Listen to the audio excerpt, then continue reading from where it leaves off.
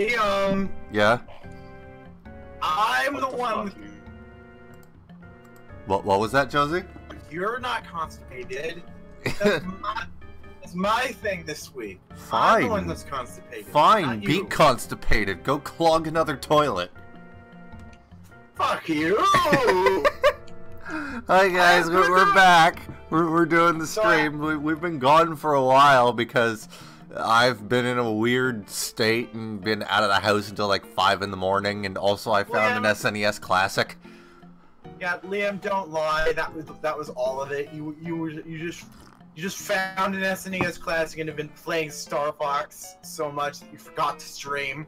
Well, I mean, I have been playing it at my friend Jared's, so. Anyways, we're doing this shit again, so yay. Oh yeah, your friend Jared, who's now part of our mythos. That everyone has a friend named Jared. Oh fuck! I started off with the the fuck? Why is there a pipe? Holy shit! I do have a friend named Jared. Yeah, everyone has a friend named Jared. Oh, that's just mean. And we already have 2 viewers: Edgy Pichu, who was here before we actually started, and Callum Sparrow. Well, that was an easy secret exit. What the fuck? It's right there. I wasn't paying attention. Was it a Ross exit or an actual exit? It was just an actual exit. Also, hi 777. I'm calling you 777 now because saying Ryan was cool 777 is a bit of a mouthful. So we have 2 Twitch chat people now. Killer Yandere is nowhere to be found. I am disappointed. We could also we could also call him 7 Complete if we want to make Yu-Gi-Oh references again. Again.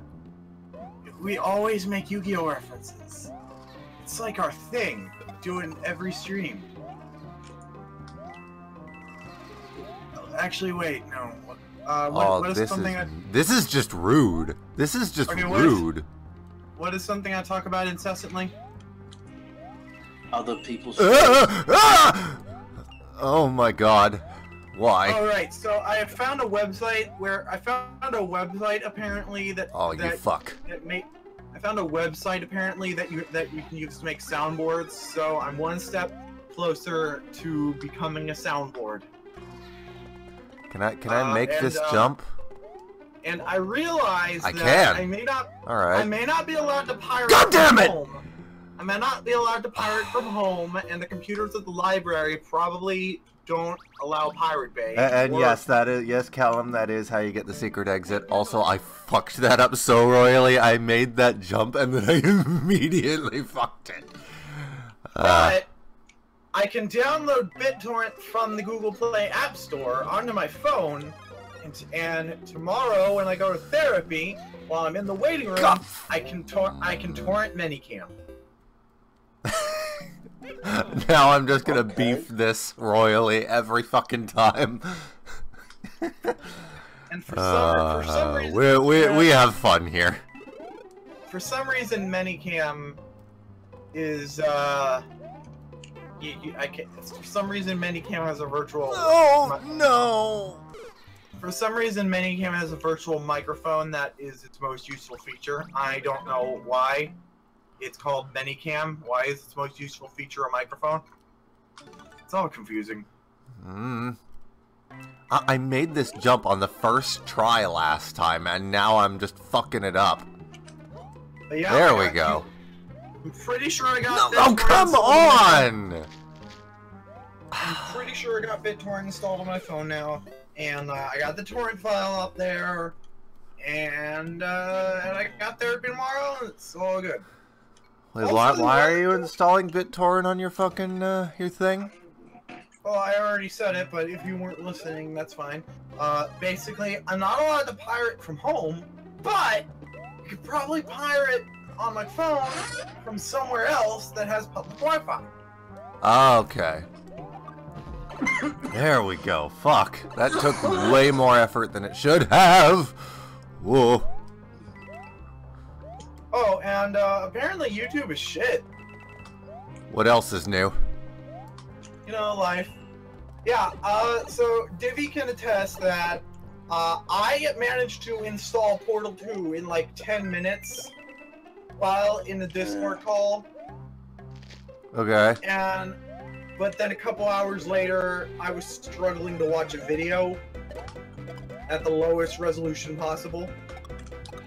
Like, I don't know what it is about ETC show, but their hour-long videos take forever to actually get through. Oh. They lag constantly, and it seems to be specifically them because other hour-long videos seem to go fine. It's just YouTube particularly hates their channel, I guess. That's weird. I agree. I am a cat, yes. So how is everyone in chat today? Chatland. Chocolate! Chocolate! Oh man, I got them all that time. Yeah. Chocolate! Okay. What the f... Okay. It's from SpongeBob. Okay. There's an episode where SpongeBob and Patrick become door-to-door chocolate bar salesmen, and there's a guy who chocolate is apparently his trigger word, and he just starts screaming chocolate and acting really angry and violent, and it turns out that he actually really likes chocolate and he just wants to buy all of it. Okay. And that was the punchline of the episode. I just ruined one of the good episodes of SpongeBob. Was I supposed to lure that fucker down here? Oh my god, you cannot be serious, game. I thought you were going to say, "Oh, I really wanted to see that episode." Well, I guess I'll just die then. We're two different people having two different lives in this stream. Oh, so guys, I have good news and I have bad news. The good news is, apparently, you can say the word shit on national television now. But the bad news is, Donald Trump is an asshole. And is still our president. Shit, this shithole country comment? Yes, it is in fact news that he's still the president, even after calling Haiti at shit. Yes. Okay, but... oh, come on! That is bullshit. That is fucking bullshit. You could no longer be surprised when he gets away with things. Yeah, there's no reason to be surprised by Trump anymore. He just... yeah. I just wanted to stop. See, this is why. I had this conversation in one of the chats the other day. This is why fucking Kim Jong-un should not have... I feel he should not have opened up talks with fucking South Korea again. God damn that stupid fucking platform. Because it just empowered Trump. It made him think that he was the one who caused that to happen. 777 asks if... Okay, but you can't expect two countries across the world to base their every decision on the man-baby United States. Right, but I still think Kim Jong-un should have actually kept up with the rhetoric because it just made Trump worse. 777 saying he should have kept up with the rhetoric until Trump finally nukes him? I don't think Trump was ever actually going to nuke him, though. That's the thing. 777 asks if Liam has ever actually seen SpongeBob. I mean, I've seen an episode or two. And Callum Sparrow asks, isn't the chocolate guy from SpongeBob the same one that ordered the Krusty Krab pizza? I'm gonna look that up. I know that they use a lot of the same background characters. Krusty, I know no one asked me. I watched a lot of SpongeBob while I was in hospital, nearly dying, and it has forever made me just terrified of that show. What the fuck happened? No. I'll tell you later if you really want to know. Okay. Chocolate. God damn, this is fucking stupid. Okay. Alright, so the chocolate guy and the Krusty Krab pizza guy they use similar character models, but different skin color. The pizza episode looks like it has shittier animation quality, so it was probably a preliminary version of the same design. Now I gotta see if that guy actually has a name, because I know that the guy from that one meme with the cheeseburger, his name was Fred. He also is the guy who screams "My leg" in almost every episode. My leg! They took my legs! No. I was making a reference to fucking Wicker Man. Yeah, I know. I'm talking about SpongeBob. I know, Josie. A superior work of fiction. Oh my god! I think we can all definitively say that SpongeBob is definitely. I think we can all definitely say that SpongeBob is a better work of fiction than a Nicolas Cage movie. It actually had an original British version. It's quite good. At least I've been told. Yes, I don't watch things. The original version is actually good. Yes, I have also been told that. I have not seen it. I will check if it is. I will check if it. I will check if it is on Netflix. Let's see. No. Netflix. No. Netflix. Come on, come on, this way. Netflix. Okay, so apparently the pizza guy. So apparently the guy who ordered the pizza and the chocolate guy. His name is Tom. And he has been shown with 3 different skin colors, 2 of which are probably just animation errors. Oh no no no no no no no no no! Or maybe Rachel Dolezal really took off in the SpongeBob universe. Well, SpongeBob does take place under the island all the nuclear tests were covered in, so... The Bikini Atoll. Yep.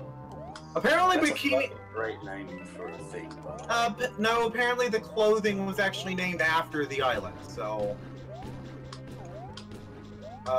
So it's coincidentally a good name, because they named the swimsuit after it.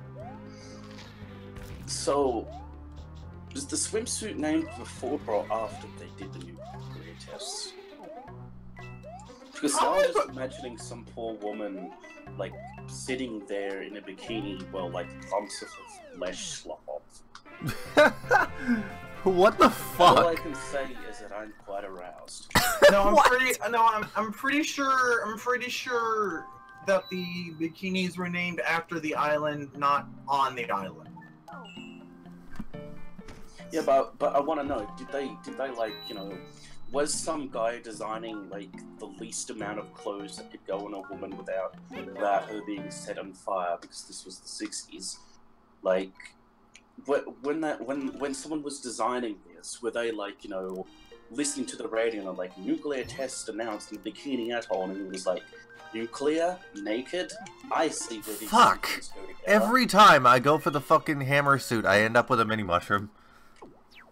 Let's see, the nuclear testing was between 1946 and 1958. Oh, what the fuck is this? When was bikini invented? 1946. So, basically the nuclear testing started the same year as the bikinis. What does nuclear testing have to do with SpongeBob? I'm sorry. Okay, SpongeBob takes place under the island of Bikini Atoll, which is where the U.S. performed nuclear testing. You realize that an atoll is a series of islands, right? Okay, there's specifically one island that they always show all the time. It takes place under that specific island in the Bikini Atoll. And basically, yeah, so the entire ocean... Apparently, I got the meaning of the toll wrong. The entire island is filled with fish people. The entire ocean is filled with fish people, But Bikini Bottom specifically takes place. Bikini Bottom specifically is underneath Bikini Atoll, which is where the nuclear stuff happened. Okay. I think it's mostly a coincidence because apparently nukes don't really have anything to do with the fact that the fish are people. I think it was just an in joke. Yeah. And Or the bikini then. Or maybe SpongeBob has birth defects. I don't know. Patrick might. It's actually unclear if Patrick is actually mentally challenged in some way, or if he's faking because he's a sociopath. Okay. Yeah. After the first movie, when the original crew left, SpongeBob got real bad in ways that make no sense. Like nostalgia, like people have been telling the Nostalgia Critic for years to review episodes of SpongeBob, and he's like, "What do you mean? What do you mean SpongeBob gets bad? How bad could it possibly get?" And he's basically just refused to actually find out how bad it could have possibly gotten. He just refuses to accept. He just refuses to entertain the idea that a show like SpongeBob could possibly get bad enough to cover on the Nostalgia Critic. It got real bad, man! Got real bad! Fine, I forgot I need to check the chats. I'm gonna check the chats. Why? Just fucking kill me already, Jesus. Let's see. YouTube chat hasn't had words in it. At least Trump could benefit the meme economy. That's pretty good. That's pretty good. When this is over, we can look back and laugh. Red herring? Because the past isn't real. Anyway, 777 also says, I think Patrick is just dumb. That is a valid interpretation.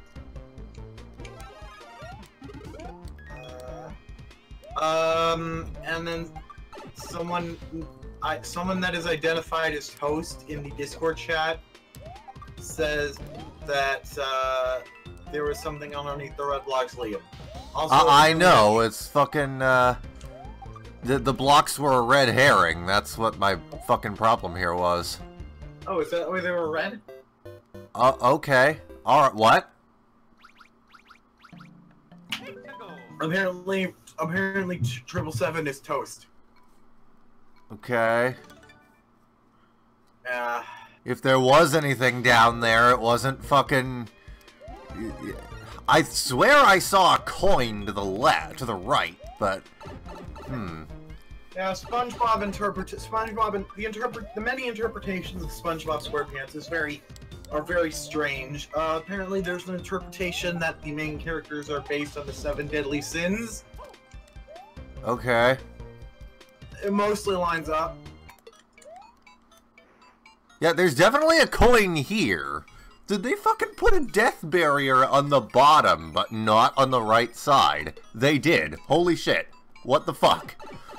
Oh, oh, I see, because there was another platform underneath, but only on... Okay. I used to watch SpongeBob. I used to love SpongeBob. I collected DVDs of it. And then collecting things became an untenable hobby because, you know, money.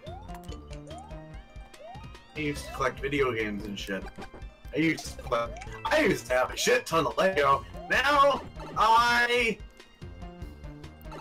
wallow in my own filth while I desperately try to unclog a toilet. Well, this got depressing. Just a bit. Alright, let's see. I'm gonna check Reddit, see if there's any news, because I get all my news from Reddit for some reason. Definitely a good place to get news from. Christian Bale never wanted to star in Terminator Salvation and said no 3 times. Huh. Okay. So why did he ultimately agree? Money. They probably raised their salary offer 3 times until he eventually said yes. Was was Salvation better than Genesis? Okay, so one was stupid and one was boring. Salvation was boring. Like there was nothing in it. It was just boring. Fair enough. It had some interesting concepts, but it didn't go anywhere. Genesis was like a stupid thrill ride. Like it is just it's a very fun movie. It's not good, Yeah. but it's very fun. Oh fun. God. So they cast Matt Smith, the 11th Doctor, in it, and would not elaborate on his role at all until I don't think they've ever actually officially said what his role is, because it's apparently a very prominent spoiler in the movie, and I was really hoping that it would turn out that he was literally playing the Doctor. Like the Doctor just shows up and it's all like, hey, yo, Skynet, John Connor, hey, you guys really fucking with the time-space continuum. Stop doing that. That's my job. Well, technically, it's not my job. Technically, it's Jodie Whittaker's job now. But at the time, it was Peter Capaldi. Just, the point is, stop doing what you're doing, guys. It's all bad. Your time's all fucked up. Your time's all fucked up. So wait, I agree. Here's the question: Can Time Lords get pregnant? We're not sure. Time Lords normally reproduce by looms. Bombs or some shit, right? Looms. Looms. Like clothing. Clothing looms. What? Time Lords reproduce by clothing looms. Oh. Oh, I missed a coin? Yeah. Oh, fuck. I love you, Leon. You and your face. Where the fuck was it? Okay, so basically, Time Lords are born in a loom. I guess no, I'll just do the boss then. No, Gallifreyans are born in looms, and then they're promoted to the rank of Time Lord, which comes with genetic modifications. It is not actually a natural part of their evolutionary cycle. But the new series has yet to elaborate on that because they really want to streamline this continuity a bit, which is a problem when you're trying to remain in continuity with the classic series and the expanded universe. Alright, where the fuck was that coin? Also, hi Jacob Shepard. Oh yeah, Jacob Man is here. I almost called him Jacob. What was I about to call him? Jacob Ruppert. The snake? Please no steppy. Please no steppy.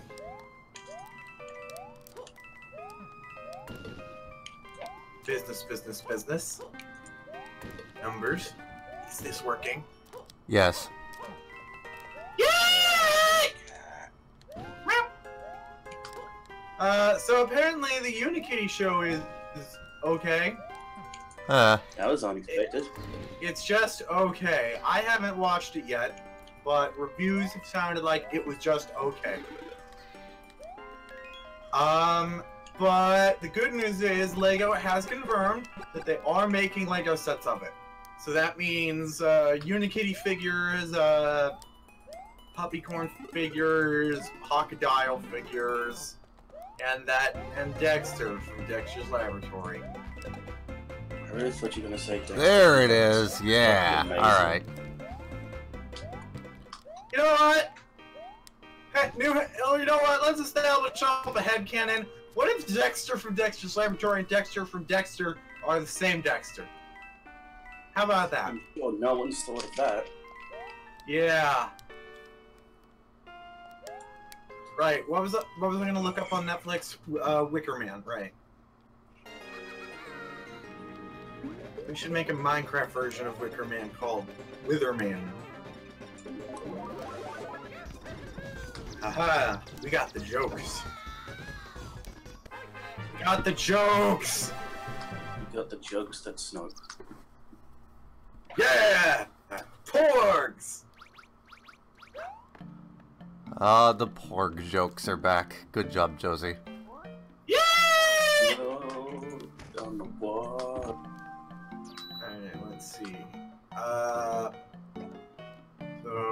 Wicker Man with Nicolas Cage is not on Netflix. Well, it is, but it's DVD only. I still can't believe they're doing that still. Oh yeah, and it's practically every movie I look at. Practically every movie or show I want to look up to see if it's on Netflix is on Netflix, but not streamable. Why did I jump right into that?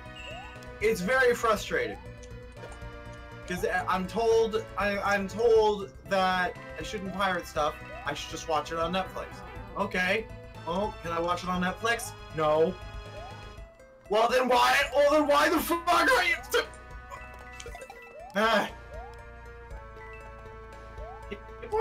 There are a lot of grunting noises on this show. Grunt. I just made a grunt noise. You're welcome. Yeah. I'm a cat!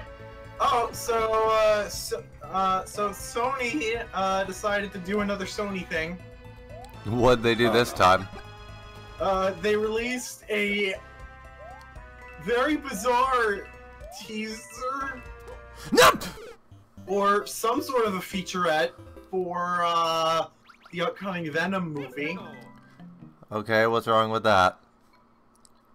Well, it was just a Sony executive on a stage with a microphone with Tom Hardy not in makeup or anything, and a crowd that probably wasn't actually there, and they were just using stock clips of crowds. They used the same clips in multiple shots, and sometimes the crowd would be cheering for no reason, and like whenever the Sony executive face and Tom Hardy said shit, they sounded robotic. Oh my god! Like actually robotic, as if their statements were being assembled by a computer that they'd given video clips to. And then they ended saying, "And here's an exclusive shot of Tom Hardy from the movie," and it was just a photo of Tom Hardy. Basically, if you took the word Venom out of this entire thing, you would have no idea what the fuck you were looking at. And if you let the word Venom in the video, you'd still be confused because it doesn't make no fucking sense. Anyway, yeah. So Sony did another Sony.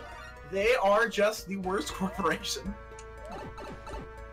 There's like everything they do. Best corporation. Everything they do is so dumb. Blow your mind. Everything they do is so dumb. They just. Alright,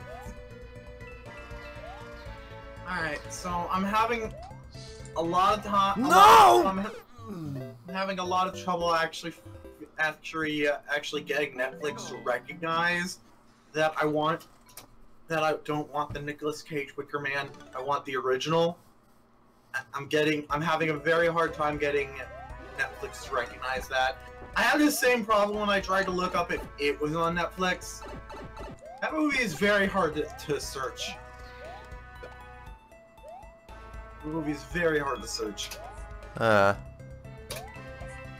just realized that I can use dates. I can use dates. Okay. I can do that. I can do that! I can do that! Alright, I found it. It is not on Netflix. Rip. Wicker Man.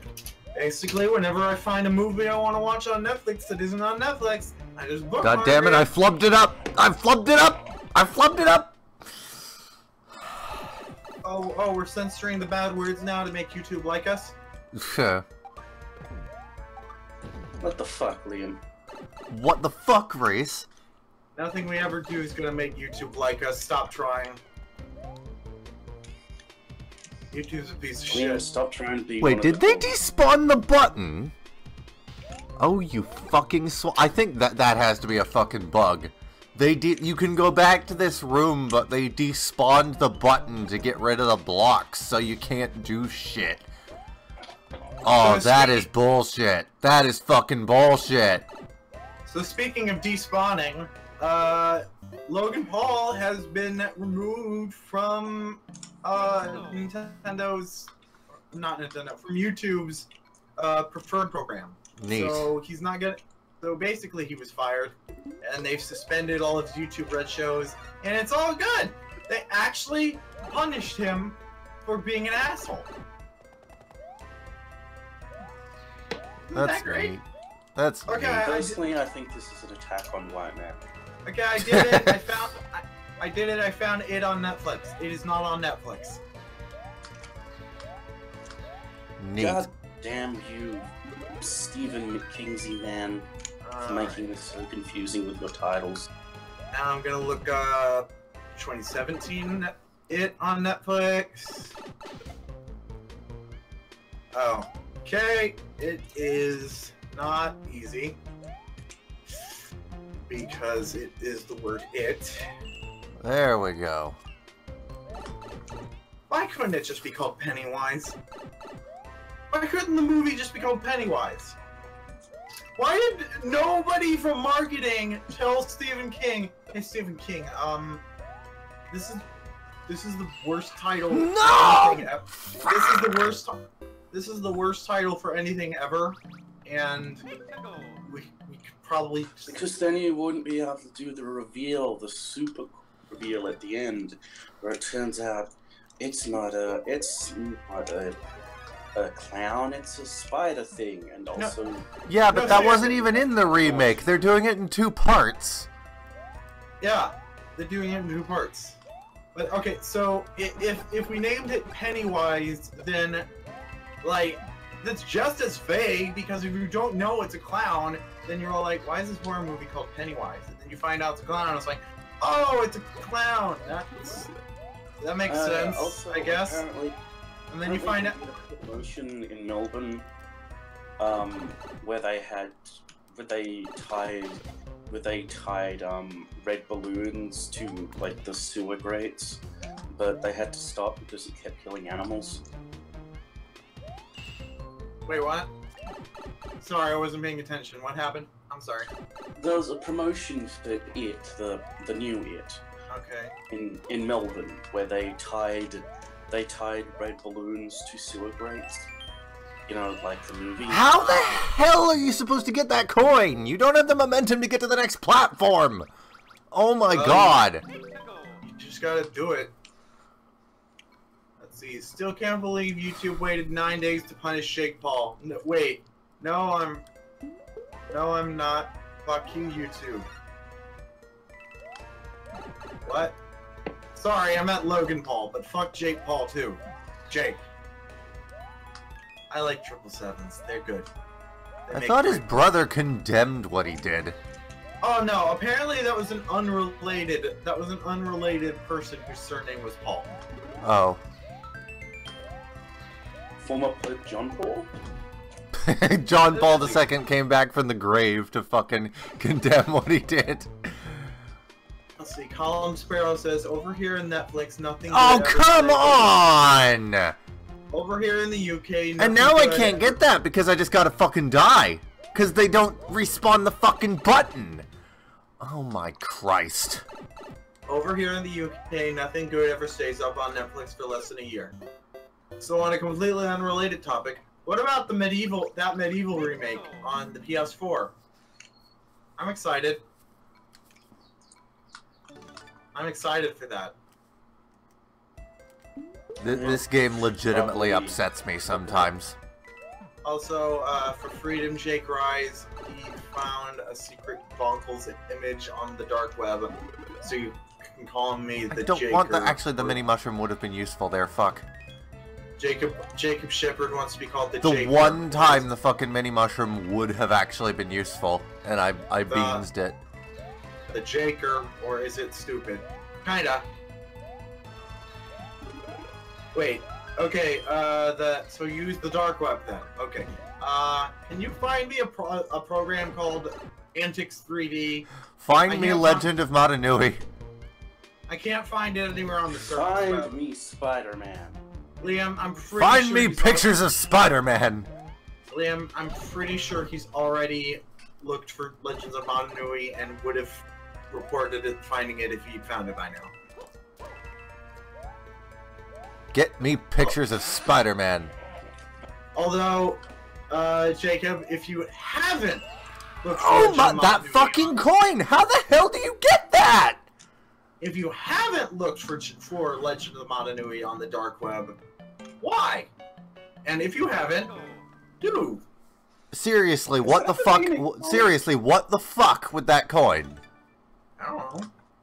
Has it ever been acknowledged, like, in universe, in comics, how many people would be made, how much porn would be made of them in universe? Yes. Well, no. Well, yes. Well, no. There was one time when Superman was brainwashed into producing porn, and with Mr. Miracle's wife, Big Bertha. What? What? When Mr. Miracle found out, he was not happy. And then when Superman was found out, he was also not happy. Yeah. I don't know what Big Bertha felt. What Big Bertha's opinion was, because comic books don't care.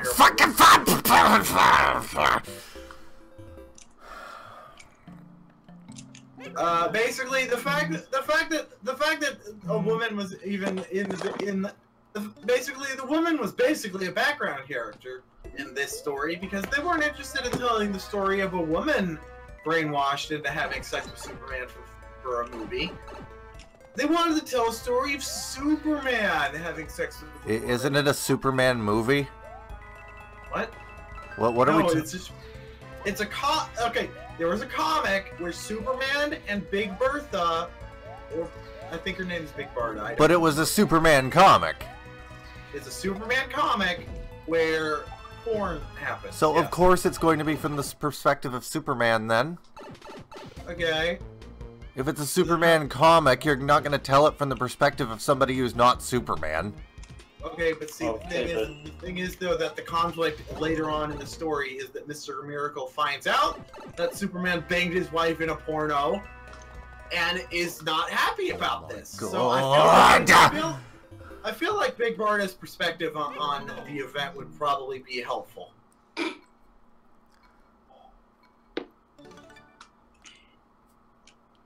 Also, apparently, Mr. Miracle's most recent run in comics was pretty good.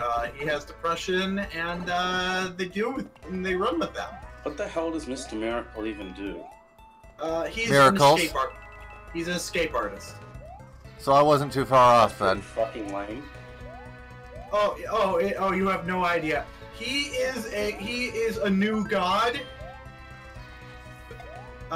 He is one of the new gods. He is Darkseid's adopted son, and his biological father is the antithesis of Darkseid. So basically, Lightside. I don't know his actual name. Like King Fancy Pants or whatever. I am so done with this fucking stage. And yeah, so Mr. Miracle is pretty much literally a god, and he uses his godness to basically like do Harry Houdini. Harry Houdini bullshit, yes.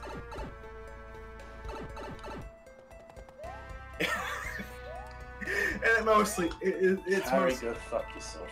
And yeah, in his solo series in 2017, he apparently has to grapple with depression because he's basically done everything that he can do as an escape artist and is just unfulfilled in life now. Okay, so I just want to say there's a TV show where Harry Houdini and Sir Arthur Conan Doyle fight crime, and I just... Why do you do that? Why? I'm not even getting to the part that's a problem anymore. Ah!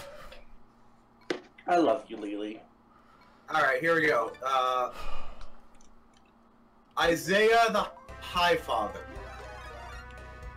Or Zaz. No, that looks like it could be pronounced Isaiah. It's not pronounced the way you would think. Because neither is Darkseid.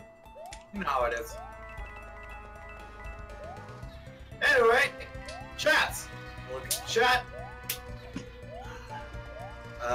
No! What the fuck? I am fucking losing it. 777 is now responsible for a new Beaver canon, where the Paul brothers are now Johnny and Lack Paul. Oh, I just want to be done with this fucking stage. What the fuck? It is now Beaver canon that they are Johnny and Lack Paul. Fucking stupid dry bones, get out of my way. You broke my flow. You broke my funky flow. Oh, how about that funky mode? Would Logan Paul be Johnny or Lack? Let's see. Too bad they've done nothing about Jake Paul's fuck-ups with the word being repeated several times in a rap song, posting in and stuff. Yeah, YouTube doesn't actually give a shit about the things that they pretend to give a shit about. It's just they're very bad about everything, and I hate life. Okay, I'm not even gonna bother with that coin on this run. I just want to fucking finish the stage. Why did it lag? Why did it lag? What the fuck? You hear that the reason why PlayerUnknown's Battlegrounds isn't on PS4 yet is because I'm fucking done. I'm fucking done. I'm done with this game. I'm fucking done. I'm done. I'm done. Alright. I guess this is... I guess this... Something, man. Anger meds, yeah. I keep telling him. Anyway, so I guess this is our show now. Welcome to the Beaverstream, where we stare at an unchanging screen from Super Mario Brothers. Well, Liam takes an angry shit. Yep.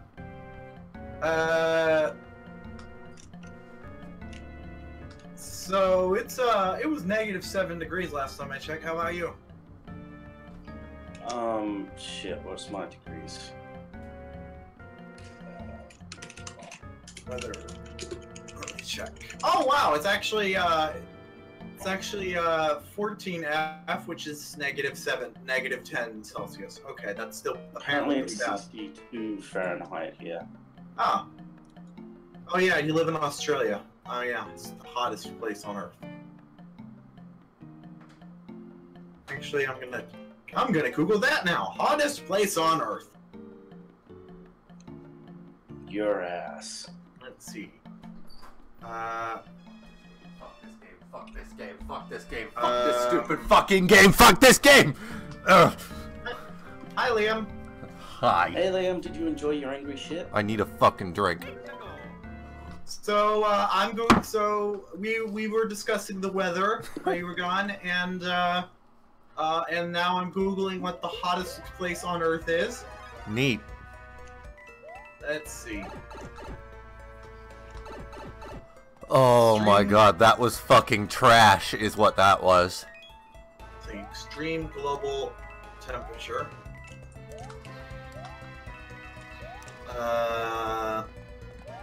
This Wikipedia article isn't exactly helpful.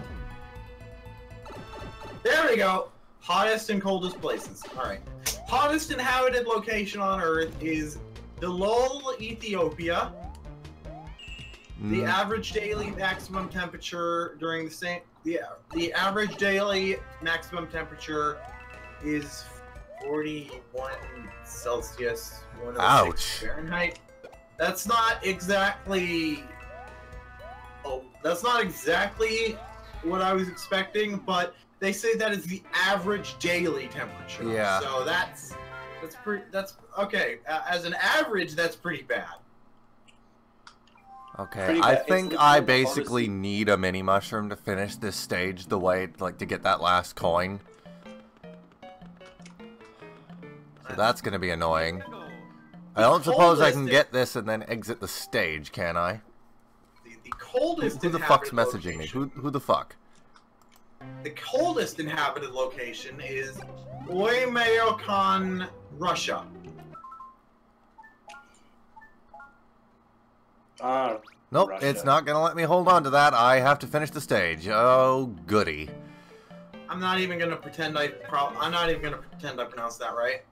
Maybe I can cheese this. Maybe I can cheese this. But it's Russia, so I don't really care. Yes, I can cheese it. I can just go into each level systematically and chase the block until it goes into the level I want it to be in.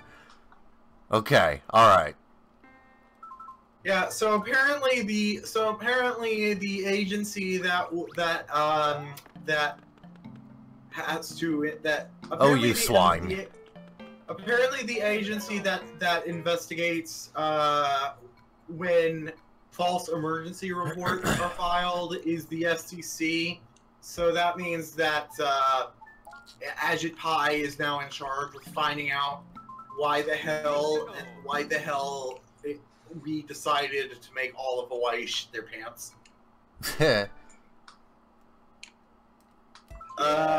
I don't think that's gonna go anywhere because Ajit Pai can't be trusted for any reason. It's not gonna go into the level I want it to go into anymore, is it? So I don't know how Ajit Pai could possibly get any money out of not doing his job in this case. So I don't know, maybe he's competent when he's not bribed. I don't know.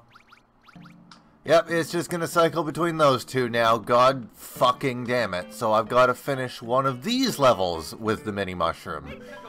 Oh, so for context, because some people might watch this years in the future when none of this is relevant anymore, and Ajit Pai has gotten the guillotine. Oh, it's just a one-up now. Okay. Apparently, there was an emergency report broadcast to Hawaii that a ballistic missile was on its way to nuke Hawaii, but that there was no threat. So clearly, it was an error. It shouldn't have been broadcast, and there was no nuke. But yeah. Yeah. For those of you in the future, the 2018 nuke Hawaii, that's a different incident in the future. Yeah. Here in well, it's January 2018, so I guess did that happen in 2018? It happened yesterday, Josie. Oh. Time has no meaning for me. Anyway, yeah. So what the fuck? So yeah, apparently somebody broadcast out an emergency message to Hawaii that a nuke was coming, but that there was no threat. It was going to hit them, but there was no threat. They were going to all die, but no threat. Clearly, you know what? That was fucking what? Clearly, no part of that was real.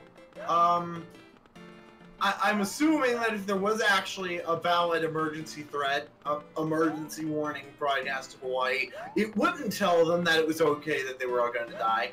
But yeah, it was a very bad message, and also it was bullshit because there was no nuke yet. They're going to be nuked sometime in the future. Was this the one with the mini mushroom? But not now. And like, yeah, yes. And so, unfortunately, Ajit Pai, the guy who wants to destroy the internet, and probably has by the time you're watching this, future viewers. Alright, so I have to finish this fucking stage. Apparently, the FCC... You all know him as Ajit Emperor Internet? Oh no, Ajit Pai isn't actually going to be gaining any power out of this, he's just gaining money. Which in its own way is power. Sort of, yeah, but the net neutrality What do you mean, thing... fuck? What do you mean, sort of? You know how this world works, Josie. Well, I also know that people don't really know how to live without the internet, and if Amazon can't broadcast their website well, then how is Agipie going to spend that money?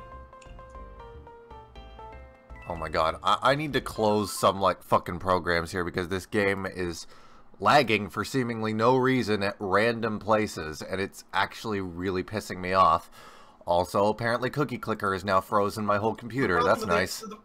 So what's happening with the net neutrality thing is Agipie actually is actually limiting his own power. His agency, the FCC, is turning over all monitoring of the internet to the FTC, which, despite its similar acronym, is an entirely different government agency that it is also completely legal for telecom agencies to completely ignore. I don't know how that works, but I mean, there's already precedent for laws that people don't get punished for breaking, and I guess the FTC is an entire agency that you don't get in trouble for ignoring. And yeah, so basically that's why turning over the internet to the FTC is a bad thing, because if cable companies can just do whatever the fuck they want, and the people that are tasked to stop them can't actually do anything to enforce that themselves, yeah. Like, basically all the FCC can do about any problem is to just say, no, stop, that's bad, don't do that, stop, come on guys, stop. Yay, guys. save scumming! Oh hey, so how about that Teen Titans Go to the Movies trailer? Yeah. It's I haven't seen it, I just know Teen Titans, I just saw, like, Teen Titans Go, and I was instantly like, nah, mate. Okay, so you're fighting a big guy made out of balloons, and Beast Boy turns into a porcupine, and instead of just completely killing Balloon Man, he just sticks a pin into his butt, and air starts leaking out of his butt, and then Beast Boy is all like, "Ha, you farted," and it's like, "No, I didn't! It was just air coming out of my butt!" And then Raven is all like, "That's what a fart is," and then everyone laughs, except me. Except you. That is what a fart is. That's not what a fart is. Nope. I thought it is. No, Should I see a doctor about the air leaving my butt? okay, well, yes, but, a fart is actually methane coming out of your butt, and methane is a gas very similar to oxygen, it's just smellier. And also probably not as breathable. Probably not as breathable. Josie, 2019. Oh, fuck! Oh, No. But it's 2019, is it? It's 2018. It's also 2014. Yeah. There's actually a movie called Happy New Year 2014, and I'm gonna watch it as soon as the headache that is my life ends. Okay, let's see if the mini mushroom makes this any easier. Kill yourself. Oh, it makes it so much easier! First try, goddamn! I worded it badly. Basically, I'm describing. Fuck that coin. I'm describing. When you feel better. Yeah, when I feel better. Watching movies is really hard for me to do. I don't know why. I just never get around to watching movies. And when I first found out Unleashed was on Netflix, I was gonna watch it then and there, but I had a headache. And then I had a headache for a couple days later. And by the time I actually felt like watching a movie, I just didn't care anymore because it already been a couple of days and the magic had worn off. And for the record, Jake Shepard, if you're talking about I'm trying to remember the name of the game. City of Legends. If you're talking about that, you can actually download that. You have to have a hacked Xbox to run it, but you can get it. Yeah. Legends of Motunui still does not exist in any capacity as far as we're aware. There's someone that claims to have it, like somewhere, and presumably Lego themselves. That's not going to reopen, is it? Fuck. Presumably, there's a copy floating around in Lego, somewhere at Lego or the developers of the game or somewhere. Well, Sapphire is defunct, so the only copy other than the one Red Quark has, or whatever, is in the hands of the former CEO of Sapphire, I think.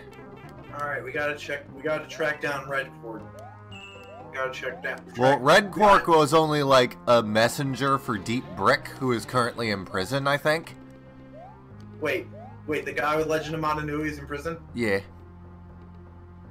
Well, Martin Scarelli up that bitch and turn it over to the public. Yeah, Martin Scarelli's going to jail, and apparently they're going to be releasing his Wu-Tang album to the public now.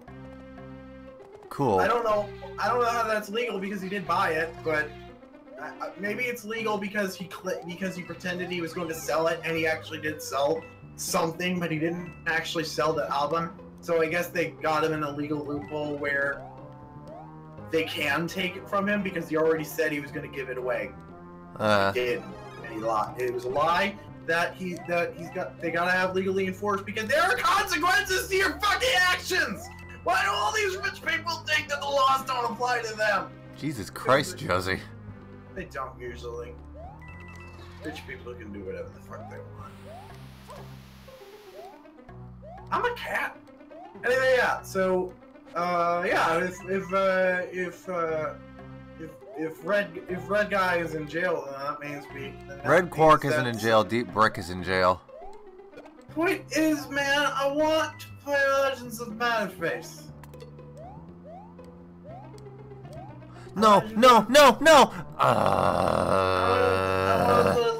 want to play Legends of Fancy Face. Kill me. Kill me. Okay. Kill me. Okay. Some of these coins are such fucking trolls to get a hold of in this game, my god.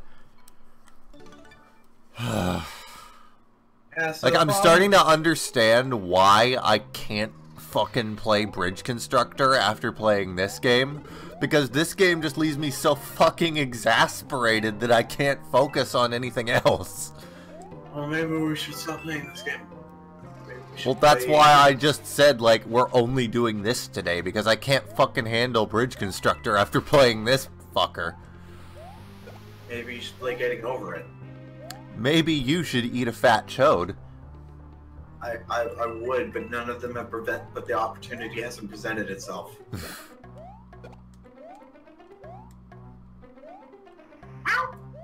Yeah. Oh, this is fucking shit. Oh, are you telling me that I have to, like, race my way over there? So apparently there was a guy that paid a guy to eat him. What? What? What? Oh, right, right, you don't like me talking about word fun, never mind. No! Oh my god! This is so stupid! There was an entire segment, there was an entire episode of Word Funk about lore, so... But I can't talk about that. Let's talk about... What can we talk about that isn't from a thing? Let's talk about how stupid the coins are to obtain in this fucking game. Oh yeah, how come this game's so stupid? Ugh. Oh wait, Jacob Shepard said a thing in the chat, I gotta look at that, I gotta look at the chat. Alright. Did you guys try the Skyrim Toa mod? I think that's awesome. There you can actually use elemental powers. I would, but I'm not allowed to pirate shit. I don't want... Skyrim is like $10. Liam... Why did you say that? I don't... Now Divvy's gonna try to buy me Skyrim and I don't want... Any more things? Fuck. All right. Vivi, are you muted? Yeah, I was gonna say like. Son of a bitch. Yeah, that's funny. Anyway, I'm gonna buy you. No! And thank you in advance for also buying me Skyrim by extent. Don't. You spent so much money on me already. Don't. In all seriousness, though, I'm probably gonna hold out till I can afford Skyrim on Switch. I'll buy Skyrim when I get my disability, whatever the fuck that's coming. Okay, but you can't play the mod on Switch. I know. I just want to play fucking Skyrim. Liam, Yeah? you're a fucking idiot. What? You're a Bunkle man and you want to play the Bunkle game. I just want to play Skyrim. I've You never want played. to play the Bunkle. I've never played Skyrim. Neither have I. But Bunkles. So, if you get your ass eaten in bathrooms, that mean you've been Skyrimmed? Nope. Did you say bathroom? In an airplane bathroom. Does that mean you've been Skyrimmed? Ha. Yeah. Yes, but they really don't like people having sex in the bathrooms. Yeah, well, fuck them. I mean, what do you mean? It's actually, I'm pretty sure it's actually really difficult to do anything like that, just because. What the fuck? yeah, because they're tiny. And they would notice if more than one person went in. Yeah, they're not very big bathroom. Like, I think they'd stop you if more than one person tried to go in. Also, it's not exactly safe to have sex in an airplane. Why? Pressure and air pressure and... What does that have to do with it? It shoots the cum right up your dick. Okay, fine. I gotta look this up again. I watched a thing. I watched a video on... Wait, did I... What? Fuck. Why do I know stuff about bathroom sex? Airplane... Because deep down, Josie's a...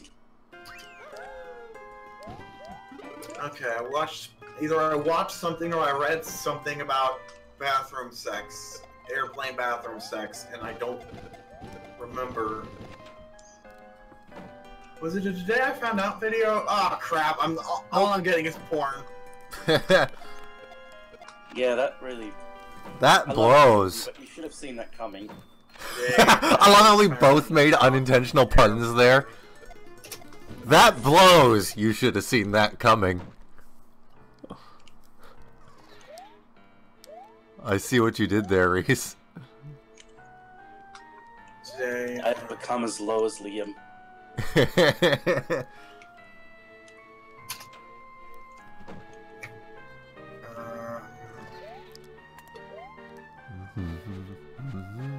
Oh shit, they have a video on why stepping on Legos hurts so much. Holy shit. Alright. Is it safe to have sex on a plane? 6 things you need to know before having sex on a plane. Okay. Well, you know that once you read this article, you're required to have sex on a plane. Yeah. Okay. Here we go. Number 1, know the risks. First things first, joining the Mile High Club is not entirely legal, and the consequences can depend entirely on the mood of whoever catches you. Wow, I didn't get any of the star coins on that stage. Holy shit.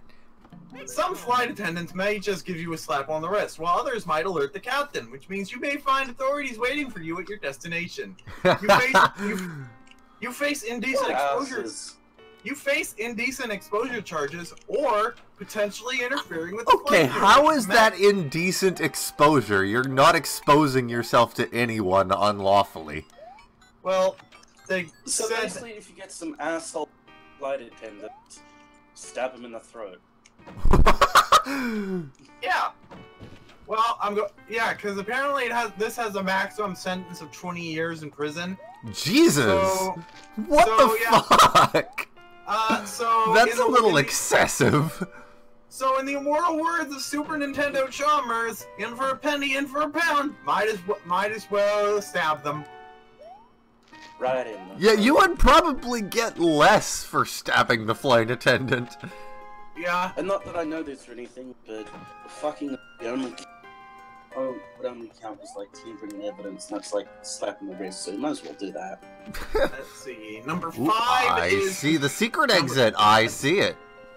Let's see. Number 5 is position yourself properly. There are really only 2 possible sex positions. One involving putting down the toilet seat, sitting, and having her go to town reverse cowgirl style. The other has her propped up on the sink so she's at waist level and you're facing each other. What about 2 dudes? Yeah, I know. I'm like, that's fucking heteronormative bullshit. Yes. I guess the only way you could do it that way would be fucking doggy. Yeah, this is a very shitty heteronormative article, and I don't like it. Let's see. Does this have a rating system? I want to rate it no stars and say too heteronormative for my taste. I demand more intersectionality from my airplane sex articles.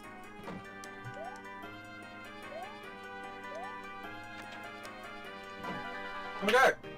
So I guess it is. I guess it isn't exactly harmful to your health to have sex on a plane. You just shouldn't do it because it's not exactly legal. And flight attendants have really shitty jobs and will more likely than not be very upset with you. Okay, where the fuck is the secret exit in this stage? Let's see. Can you have sex with Supergirl in the airplane or in the air or in space? And asking, not that if I'm interested. Is that an autocomplete error? Because you can't have sex with Supergirl anywhere on Earth or in the presence of a yellow sun. Wait, why? Supergirl? How does that prevent her from having sex? She's real strong? And? Superman can have sex? We established this in the last conversation we had. Oh yeah. But Supergirl's a Red Lantern, so I'm guessing... Wait, what? Supergirl's a Red Lantern, so I'm guessing she's gonna be real rough. When the fuck did Supergirl become a Red Lantern? I don't know, she just is now! How? When? What? Supergirl Red Lantern. Explain. I'm looking up when this happened. Alright, okay, so Supergirl has historically not really had much of an identity of her own, and she's real pissed about that. So now she's a Red Lantern. Okay. I'm trying to look at when that happened. Jake's just, yes, kryptonite condom. Oh yeah, kryptonite condoms. I mean that'll work if you want to have sex with a Kryptonian, yeah. I have Wouldn't that be like hurting her? Yeah, I was gonna be that probably would hurt. Not if you use fine enough bits of kryptonite. Like the reason spiciness is this thing is because some plants evolve to try to hurt you if you eat them, but they're real bad at it. So they don't actually hurt you enough to make humans stop eating. Just they hurt enough to make other animals stop eating. Yeah, that's more the humans being stupid than anything else. So basically, fucking spicy shit is tasty. Fuck you. Yeah, I know, but the point I'm trying to make is the whole point of that is so that it prevents animals from eating it, and animals had the right idea because, yeah, you don't eat the thing, but humans are like, yeah, this is good pain. Yeah, so basically, Yeah, because we're smarter than those goddamn cows. So basically, yeah, you just gotta put a very, very, very minuscule amount of kryptonite in the condom, and that'll weaken a Kryptonian enough that a non-superpowered human being could probably fuck them pretty good. Where the fuck is this stupid star coin? Now, assuming the person assuming the person in this scenario with the uterus gets pregnant and isn't the Kryptonian, would the baby have superpowers, or would the condom have Was there a Superman movie where he... What? Oh yeah, Lois was pregnant in Superman Returns, but they never followed up on it for several years, possibly more than a decade, and it was never brought up anywhere in any context until DC Rebirth, the new comic initiative, where classic Superman comes back after New 52 Superman dies, and he's got a son. And yeah, they finally did it. Like a decade after Superman Returns, came out, and just shit the bed on the pregnant Lois Lane storyline. Superman has a son in comic canon now. And his name is Greg. No, Jake, do you have any idea where the first star coin in this level is? I've decided though that if Superman ever has a child in a movie, the child will be named Greg, even if it's a girl or something else. It's not a boy. I swear to God, if it's like right in front of me, like the last stream, I'm actually gonna be legitimately angry. Hello, I am Superman, and this is my gender non-binary offspring, Greg. Hello, I'm Marilyn Manson, and welcome to my Maryland mansion. This is a very odd house party, Marilyn. So why did you want to meet with me, Superman? Yes, it is I, Superman. Wait, now you're Superman. Am I Marilyn Manson now? How does this work? Where the fuck is this goddamn star coin? We are not good at improv. I'm gonna look this up now, because I have legitimately no idea where this fucking thing is. Like, legit, we have never been more bizarro Game Grumps than just now, when we just did that improv session that made no sense and was not good in any way. And you want to be a comedian. They do improv so well. They do lots of things so well. No, not new Super Mario Brothers, newer Super Mario Brothers. I want to be the Game Grumps! I want to be the Game Grumps! Fucking...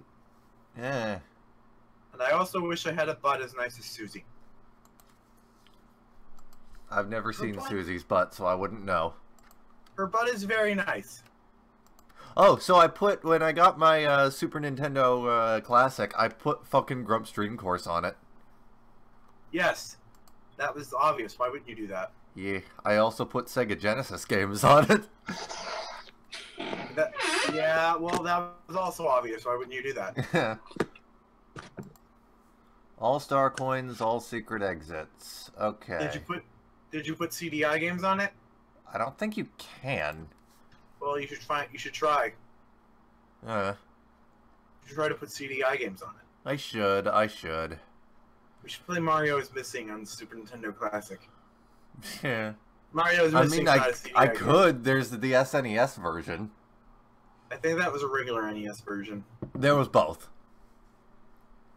Well, let's split the difference and play the PC version. Okay.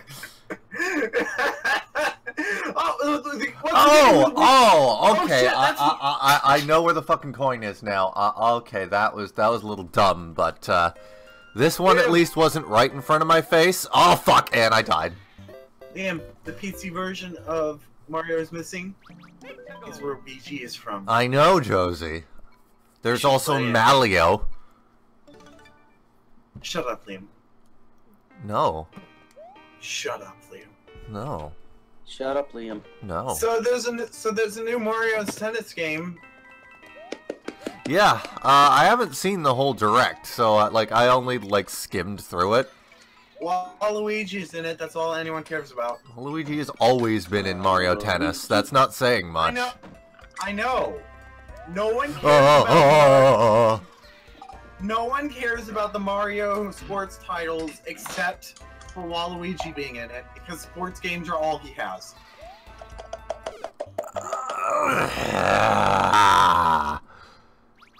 They need to just do a Waluigi game. They could make it like okay, so I have a very clear image in my head of what a Waluigi game would actually be, but it's very difficult. Well, okay, sometime on the stream we've got to play Psycho Waluigi. Okay. Have you ever seen that? Is that like a .exe creepypasta game? No, it's a legitimate Waluigi fan game where he has like psychic powers. Okay, that's not what I was thinking, but alright, we'll go with it. Waluigi doesn't really have any established play styles, so you can basically do whatever you want with him. No. I'm thinking though that we actually run. Good. I was thinking though that we actually run with his established affinity for sports and kart racing. I mean, in fucking Smash Bros, he still has his fucking yes, his tennis racket. So yes, we run with that, and all of the items in the games are based on the Mario spin-offs. The gameplay style can be based on Wario World, because Wario's not really doing anything with this 3D platformer. Yeah, really. Yeah, so give that to Waluigi, because Wario is already doing his own thing. And there can be mini games based on sports. And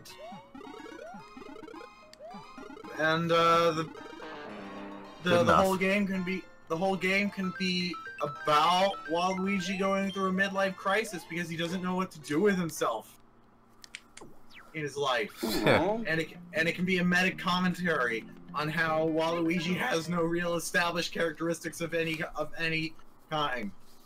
True. Why you gotta mean to my body, Waluigi? Oh no, I'm not being mean. I'm giving him depth. Sounds like you're being mean. I'm not actually warping here, by the way. I'm just getting like the cannon out of the way just to see so that the map is completed in that area. And he'll end the game not really feeling much more fulfilled with himself, but feeling at peace with the idea that he's just that guy that does stuff, and that's okay. Yeah. And he'll end the game putting on Dick Dastardly's hat and getting a dog and naming it Muttley. And that is the origin story of Dick Dastardly and Muttley. And then Nintendo will make a Wacky Races Mario Kart spin-off. I mean, crossover. Okay. Yep. Alright, what fresh hell is this stage gonna be? And now I have to look up if there's been a Wacky Races racing game, because why the fuck wouldn't there be? Oh shit, I was looking up Supergirl. Okay. Supergirl is a Red Lantern. Okay, Wikipedia, why won't you tell me when she became a Red Lantern? What the hell? There are 6 mentions of the word words red and lantern on this page, and they are all contained in one paragraph that doesn't have any dates in it. Whoa. Ah! When did Supergirl become a Red Lantern? Alright, so every time I look this up, I keep getting a book called Supergirl, Red Daughter of Krypton, so I'm guessing this is that her version of Red Sun when she becomes a communist? I guess so. But I guess this is I guess this one is in continuity. Supergirl Volume 6, number 26. Seems to be the first book. I click on it, and I'm gonna see what the date is. Okay. 2014, the year of the meme. The year of the Trump. No, that's anyway, yeah. Supergirl became a Red Lantern in 2014 because after decades of not having an identity of her own and angsting about it, finally the Red Lantern Corps thought, hey, maybe this person who's real angry about their identity issues can be real good for us. Plus, we don't really got an Earth guy, so. Oh, come on, it was right there. Aww. Oh, hey, so apparently. What are you laughing at, Rhys? Oh, hey, so obviously. Nah. Oh, hey, so apparently they have actually elaborated on what the Green Lantern of Krypton sector was doing when Krypton exploded. Oh my God! It dumps you off on the angle, on an angle, so you can't actually like balance it properly. Ugh. What was that, Josie? They actually like have an established an established canon reason for why the Green Lantern of Krypton didn't stop Krypton from blowing up. Okay. I'm looking it up because I don't actually remember it. Let's see. Tomar Ray, the fish guy. You probably know who he is, Liam. No. Is it Tomar Ray? If I do know, I probably wouldn't remember. So. Okay, he's orange and he's got like a beak and a fish fin in his head. Yeah, I don't remember. I'm gonna check if he was actually in Green Lantern, the animated series. Oh shit, he doesn't look like that. Oh my god, what did they do to his design? What the hell is this? What the hell is this? What did they do to his design? He looks more like a bird! He looks more like a bird! He looks more like a bird. Hmm. Dumb.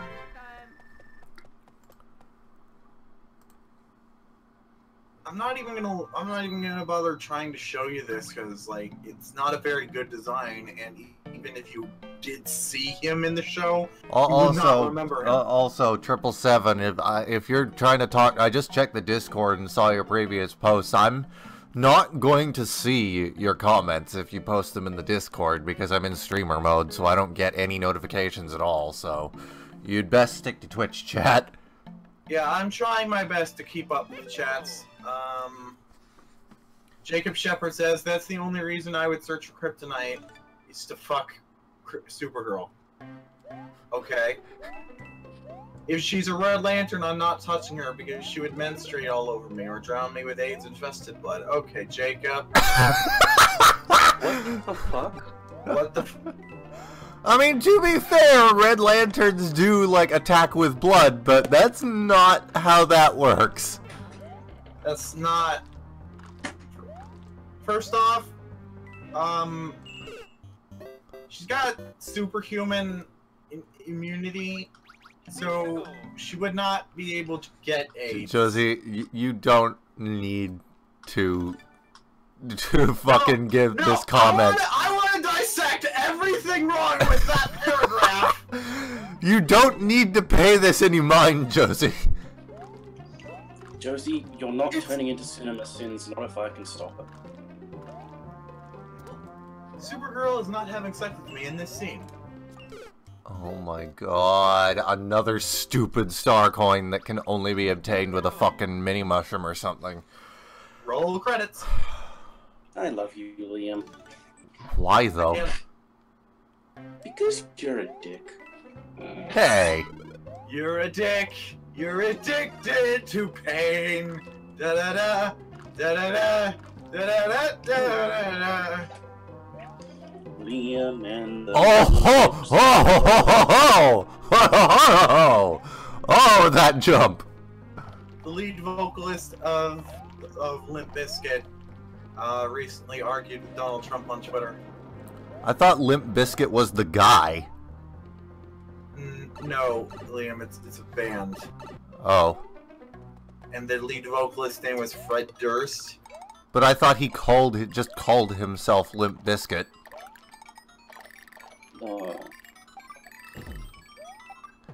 No. Why would anybody just call themselves Limp Bizkit? I'm not losing that previous star coin, so I guess I'll just die. Frankly, I'm not even sure why the band is named Limp Bizkit. Why would anyone call themselves that? At any rate, yeah. So it's the year is 2018, and the lead vocalist from Limp Bizkit argued with the President of the United States on Twitter because the President of the United States, President of the United States is bad. Okay, but can I just say that, like, the people's weirdest reaction to Trump is where they're like, you know, oh, he's making a mockery of the high and dignified office of president. And I'm like, that's the only good thing he's done. Yeah. The fact that presidents shouldn't think of themselves as kings, they should actually talk to normal people and do normal things instead of like this thing where they hold themselves up in the White House and like appear on TV like gods. You know shit's bad when the President of the United States seems to be like is a less dignified public figure than we are.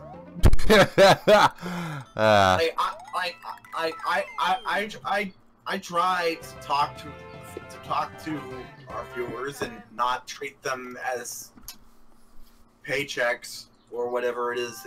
When do any of us ever treat our viewers like paychecks, Josie? I don't know.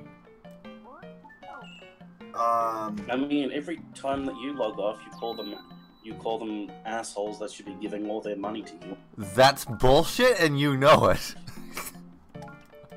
Do I? Do I? Well, I mean, I can put it on a meme if you want.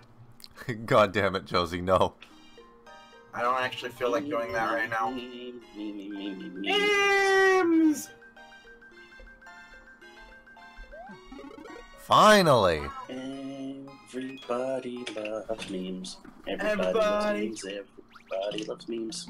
Everybody loves memes. Everybody loves memes. By the way, it's taken us an hour and a half and we're still not done with this fucking world. Yeah, you're very bad at this. Fuck you.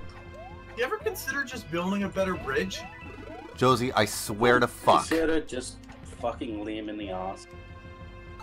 Liam, have you ever considered just being fucked in the ass? Yes. Alright, good. Well, then now we're getting somewhere. Hey, everyone on stream, vote if you want to see Liam fucked in the ass. Ow! Can we legally do that? I don't see why not. We're not popular enough for YouTube to notice. As long as we don't use any copyrighted songs in the video, we could probably get away with doing whatever we want. We could probably get away with doing the shit that Logan Paul did. YouTube wouldn't care until advertisers find out. YouTube doesn't care about things unless advertisers find out, Doesn't care about black people. or use copyrighted music. No, they don't. They don't care about any social issues. They just care about money, and money, and money. Oh god. Oh, Dios mío. Money, money, money, money, money, money, money. What if all lyrics to Money, Money, Money by ABBA were just money? What? Just every lyric. No, it wouldn't. Let's do it. Let's petition the White House to replace all of the lyrics with the word money. But didn't... Okay, there was another song called Money. I think it was like Pink Floyd or something. There have been a lot of songs called Money. Yeah, but that was the theme to The Apprentice, so... Oh. That you wouldn't be too far off. Donald Trump would probably be really into the idea of changing his theme song to literally just be the word money. Yeah. Well, that's the point I was trying to make there. I can imagine Donald Trump changing... Hey, okay, for starters, your country went wrong when you gave your president a theme tune. Fucking hell with the chief, whatever. But I can totally imagine Trump adding lyrics that are basically just money and Trump repeat. Yeah, apparently, the White House... He had a music video. He had a music video that was a remix of him on The Apprentice, where he repeatedly says, "I'm the dictator." So his administration has trouble getting to pay attention when they're telling him shit that they need to tell the president. So what they do is they just insert the word Trump into every other sentence, so that he doesn't lose interest. Basically, he's like a very badly. He's my dog. So what you're saying?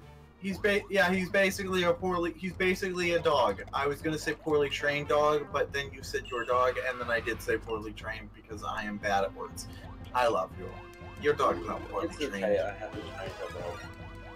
Oh, okay. Well, anyway, yes, Donald Trump is like a poorly trained dog.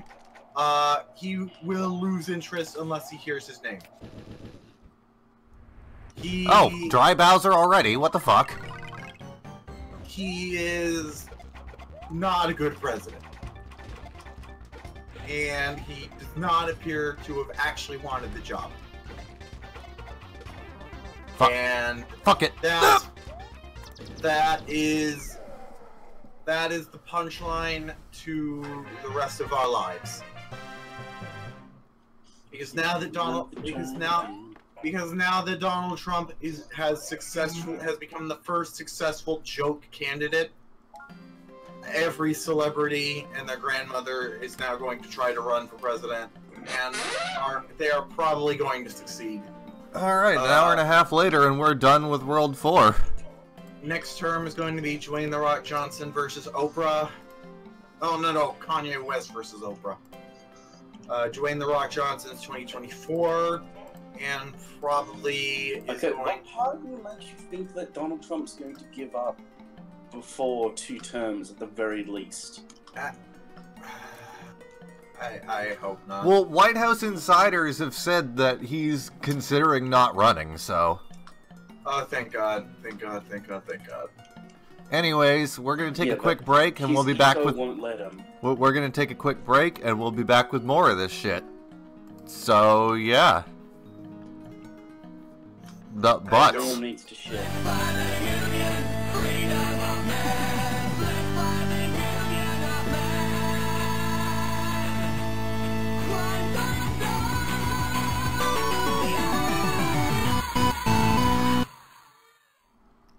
Hey, you. Hey, everyone. Hi. John Lovett. John Cena. Da da da da. Da da da da. John Lovitz, that's who it was, not Joseph Gordon-Levitt. Alright, I muted the game earlier. I gotta not do that. Okay, we're back, and now we gotta get another hour and a half long world, yay. Alright, so a couple things happened while we were off stream. Hey, Mario 64 music. Oh my god, the Goombas are wearing Santa hats! So I remembered that none of the members of Pink Floyd were actually named Floyd. And I said to Josie that we should make a really bad cover band of Pink Floyd and call ourselves Pink Lloyd. Yes. Okay. So the names of the bands were David Gilmour, Nick Mason, Sid Barrett, Roger Waters, and Richard White. Or Richard Wright. Alright, so let's... Now I gotta look up... Off to a great start. I gotta find out why the band is actually called that. Somebody's fucking cooking something downstairs and it's making me hungry. God damn it. Hungry for ass. Okay. The name is derived from the names of two blues musicians whose blues records Barrett had in his record collection. Pink Anderson and Floyd Council. Huh. Okay. Neat. Oh, come on! Ah. And then I remembered once hearing that the G.I. Joe movies, the live-action G.I. Joe movies, introduced a character named Joe for some reason. That I was misremembering. But then I found out that Joseph Gordon-Levitt plays Cobra Commander in that. So Joseph Joestar. So then I needed to look up whether or not that was the guy who voiced the critic or not. In other recent news, a copyright has been made, or a trademark has been filed for Golden Wind. Josie, yeah, part 5. That's a stand name in part 5 of JoJo. Okay. Well, no, it's not the stand name, but it's the localized title for Vento Rio. Why?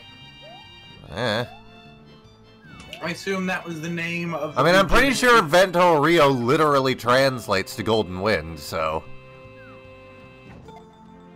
Well, I would assume, but I assumed that Vento Rio was the name of the region in Italy.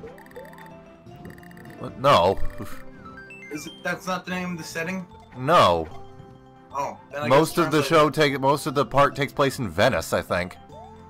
Or at least a good part of it does. No, more of it takes place in Rome, actually. Then I guess localizing the title makes sense. Anyway. Also, I love how I missed basically all the fucking star coins here. Apparently my brain confuses Joseph Gordon-Levitt with John Lovitz. Okay. The voice of the critic. That show was weird. Yep. Anyway. Rosebud Frozen Penis. Yep. Yeah. Orson Welles died playing Unicron. Okay. That was his last role in a movie. He was very cynical about it. I play a big toy that eats all the other toys. That's an actual quote. Yeah. He did not think highly of the part. Was he wrong? Well, I mean, he's playing giant robot Satan, so it's pretty cool, actually. Ah, I see you there. Anyway, so now I'm following up on the previous thing we talked about, which was Tomar Ray, the Green Lantern of Krypton. Huh. And I'm looking up just what the fuck he was doing when a planet exploded in his sector. Let's see. Tomar Ray's most famous mission while serving in the Green Lantern Corps dealt with the planet Krypton. Blah blah blah blah blah was due to explode, caused by blah. Tomar Ray sought to use a rare compound called stellarium to absorb some of the tectonic pressure, thus saving it.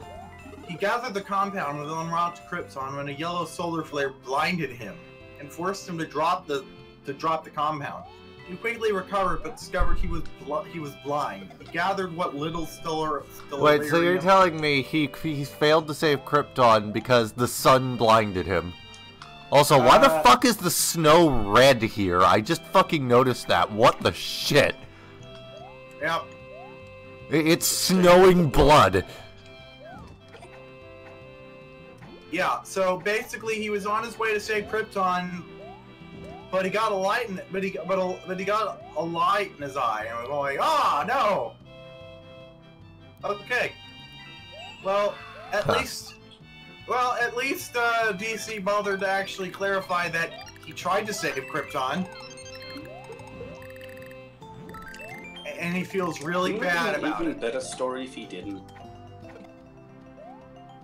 It would be a different story, but I think it's pretty. I think it's pretty cool that they just have the Green Lantern that was charged to not let Krypton explode be a Green. He's an established character, Green Lantern, Tomar-Ray. He let Krypton explode, and he feels real bad about it. He considers it his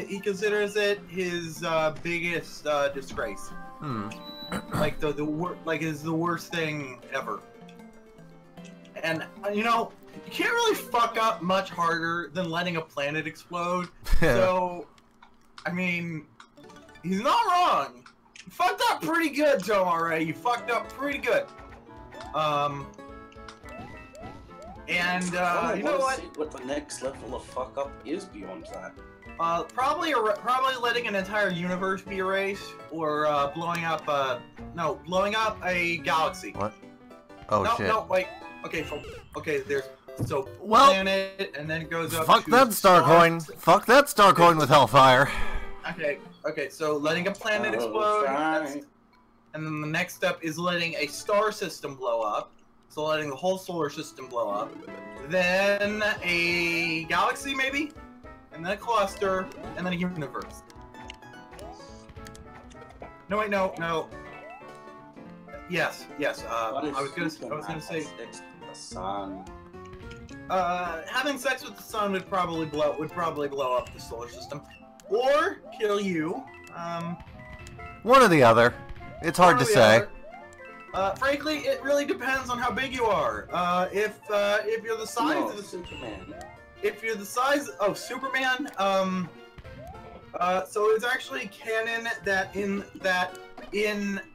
the distant future of the DC universe, which is more or less set in stone, Superman just hangs out in the sun for a million years, and basically ascends to godhood at that point.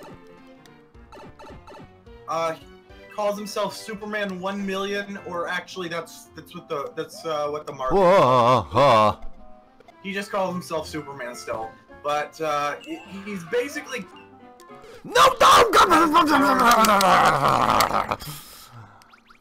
and he has the power to just create life. So you know how immortals in fiction angst that all their loved ones die. Well, Superman was angsting about that, but when he went to meditate in the sun for a million years and became a god, he was basically like, oh wait, let me try something. And then he basically just willed Lois Lane into existence again. Like, hey honey, sorry about death being a thing. It's not now. It's not now. So hi. Man, any present I could ever get you would be really lame compared to that.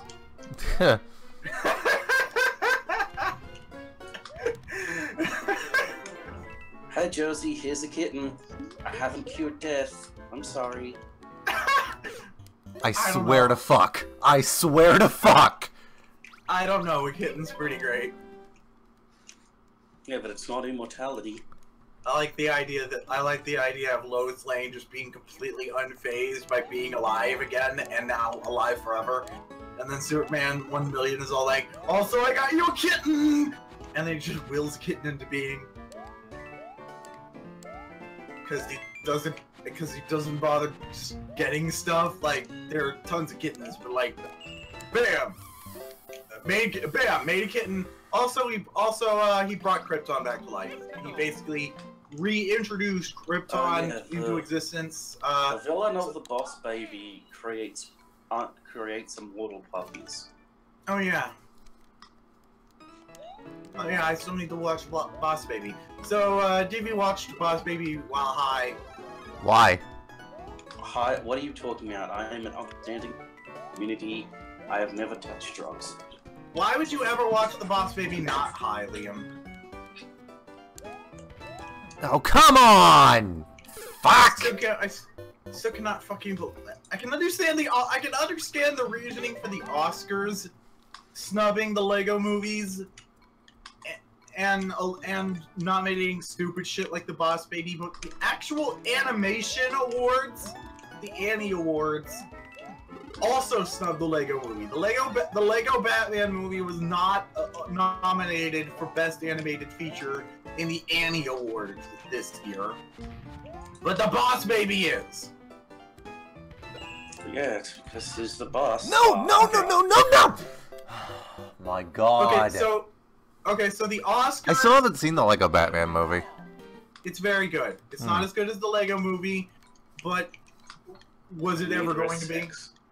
The Lego Ninjago movie I have not seen, but I've heard is not as good as either movie. It is the least good of the Lego movies so far, but it is okay. I've seen reviews of it from people that just legitimately do not care about Lego, and they say it's okay. If they can't even muster hatred towards it, that must mean it's not terrible. Anyway, so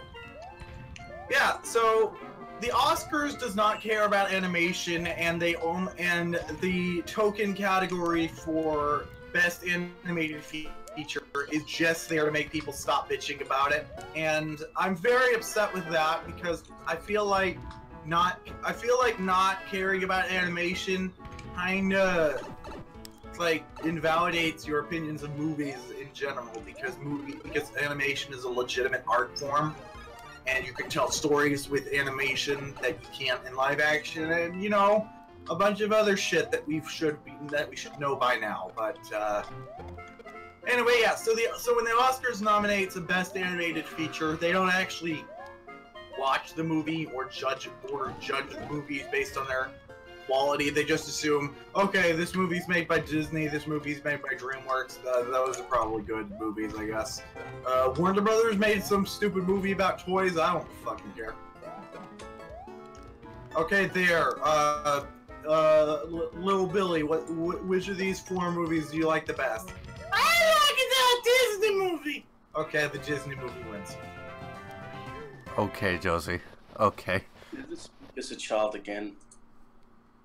I'm pretty sure the Best Animated Feature at the Oscars is decided by a child, because, again, the Oscars does not care about animation. The Best Animated Feature Oscar category is just there to solve complaints. Because the Oscars, the Oscar for Best Feature has only ever gone to one animated film, as far as I can remember. Fuck. Hey, Kelly Ondari's here. Yep, she is here. I mentioned that while we were off air that she'd shown up, and no one paid attention. Rip. Bit Crush singing dough. Yeah, Liam is down with the Bit Crush. He Bit Crushes with the rest of them. And Beast. I think Beauty and the Beast was the first movie to win the Oscar for Best Feature that was animated. First animated movie to win Oscar for Best Feature. What I meant to say. Yeah. No, apparently isn't. Apparently didn't. Oscar for Best Original Song. Okay. Roger Ebert proclaimed that the film is a legitimate contender for Best Feature of the Year. Okay, but did an animated movie ever actually win the Oscar for Best Feature of the Year?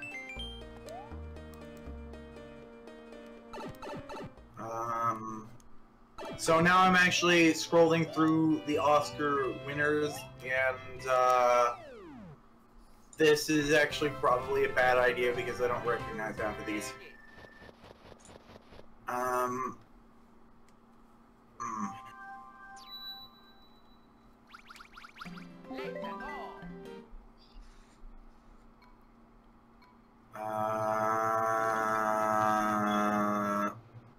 Wait, what?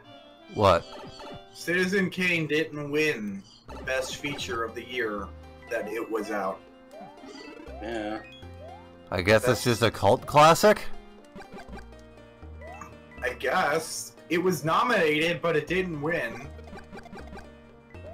How green was my valley? The fuck is that? The award shows have always been a joke. Yeah, well, that's definitely been true as of 1941. 1941, what? 1941 was the year Citizen Kane came out. Oh.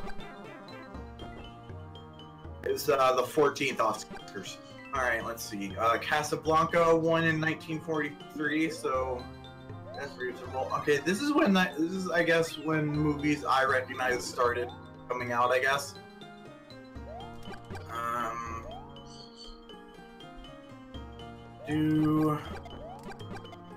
Miracle on 34th Street was nominated but did not win.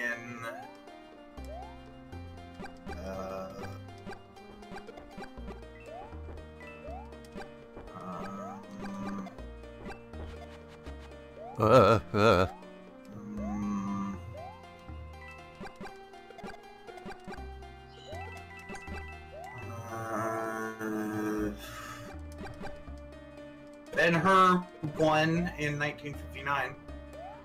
Ben-Hur deserved to win. That was a good movie. Not the new one. Yep. The new one was fucking trash. I haven't seen it, but that's why I brought it up. Because I have heard it's good, and I know you liked it. Yeah. To Kill a Mockingbird was nominated in 1962, but did not win. I have seen To Kill a Mockingbird. It was a good movie. Was nominated in 1964, did not win. 1965, The Sound of Music, did win. Huh.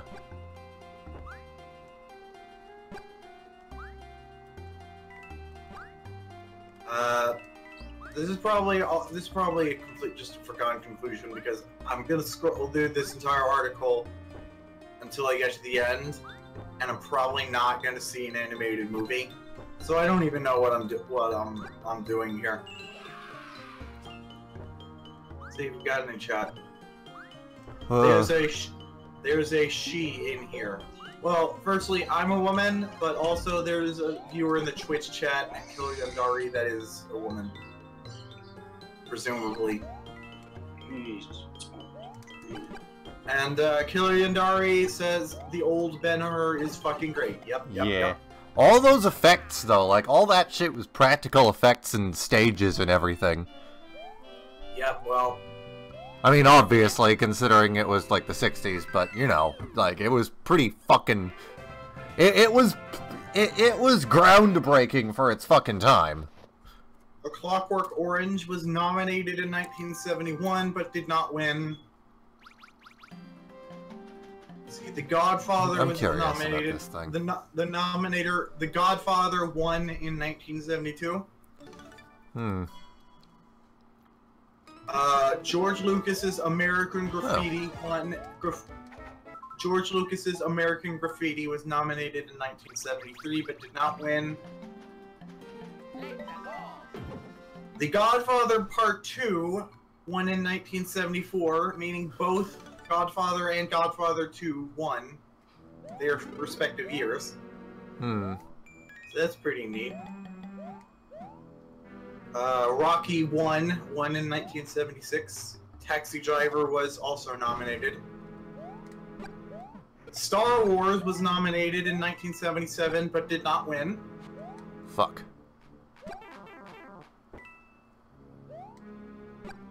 There's a movie called Kramer vs. Kramer. Jerry? I don't think it has to do with Seinfeld, but I hope it does. But I wish it does. Also, it won 1979, so I'm guessing it's good.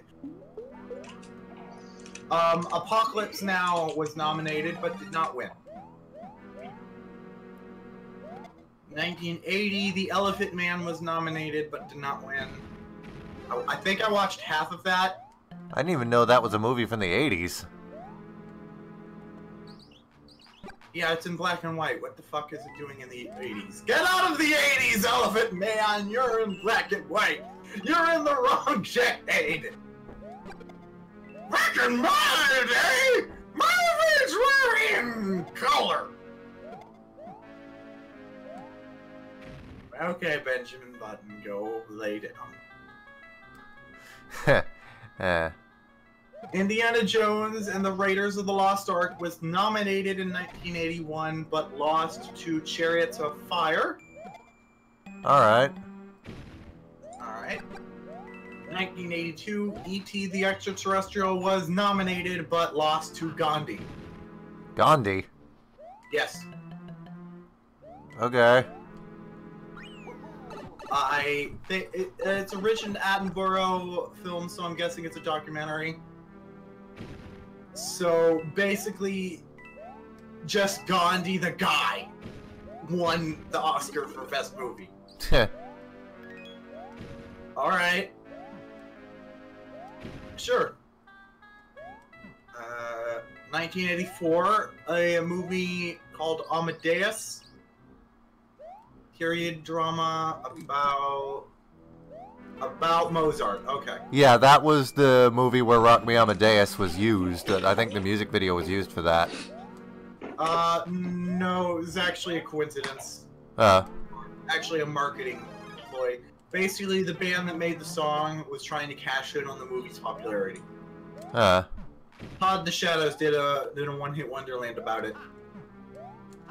Wait, was it one-hit wonderland or was it actually a pop song? I don't remember. Let's see. Okay, so in 1985 there was a movie called Kiss of the Spider Woman. So that finally provides a non-sexist reason for why Marvel never made a Spider Woman movie. I am going to have a conniption with this. What the fuck? Alright.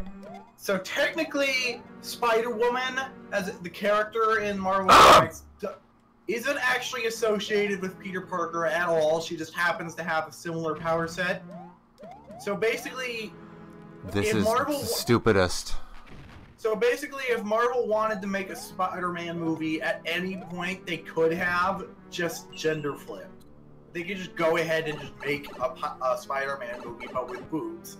And they didn't want to, and I could not think of any actual legitimate reason for why other than sexism, and now I know, because there was actually already a movie called Spider-Woman, so Marvel probably didn't actually have the legal right to name a movie Spider-Woman.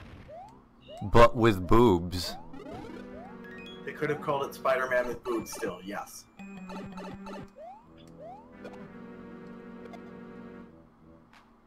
Oh shit, they could really go. Okay, so in Ultimate Comics, Spider-Woman is actually a female clone of Peter Parker that has gender identity issues because of that. Okay. And so, like, they could probably make a movie out of that. But then I thought, no, because we're operating under the assumption that they would have made this movie before they actually got the rights to Spider-Man. Wow. And they couldn't make a movie about Spider-Woman being a clone of Spider-Man without the rights to Spider-Man, which means they can make that movie now, but they couldn't have made that movie back then. Movie rights are confusing. Let's see, so a couple of years went by without movies that I cared about. Driving Miss Daisy. Oh, fuck. I got too caught up in the fucking, like, the bullshit that was happening and I died. God damn it. Fuck. Driving Miss Daisy won in 1989. That's a movie that Rose told me to watch, and I haven't yet because I am dumb. Rose? Yes, Rose. Who's Rose? I had a friend named Rose I did a podcast with. Oh, her, yeah. Yeah, we stopped doing the podcast because I'm not good at doing things. When are you gonna get back to Tales of the Tohunga? Exactly, Liam. I'm not good at doing things. Doing things is hard. Doing things is real hard. Like my dick.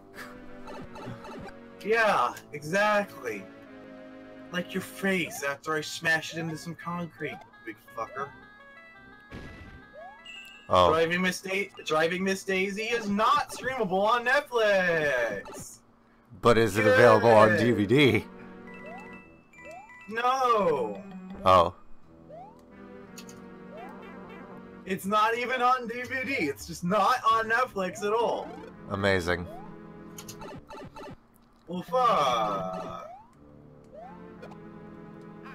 Good. Also, Dead Poets Society was nominated that year, but did not win. Godfather Part 3 was the first Godfather movie to not win the Oscar for Best Picture, but it was nominated. In 1990, along with Goodfellas.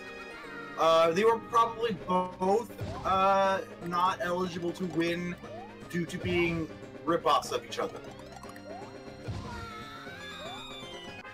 Because I cannot separate Goodfellas and Godfather in my brain. Maybe it would help if I actually saw them, but as far as I can tell, they're pretty similar. That might help, Josie. Yeah, watching movies might actually help in film discourse. Who would have thought? Alright, Beauty and the Beast is the first recognizable title. You're about to say anime. Beauty and the Beast is the best anime. Liam? Yeah?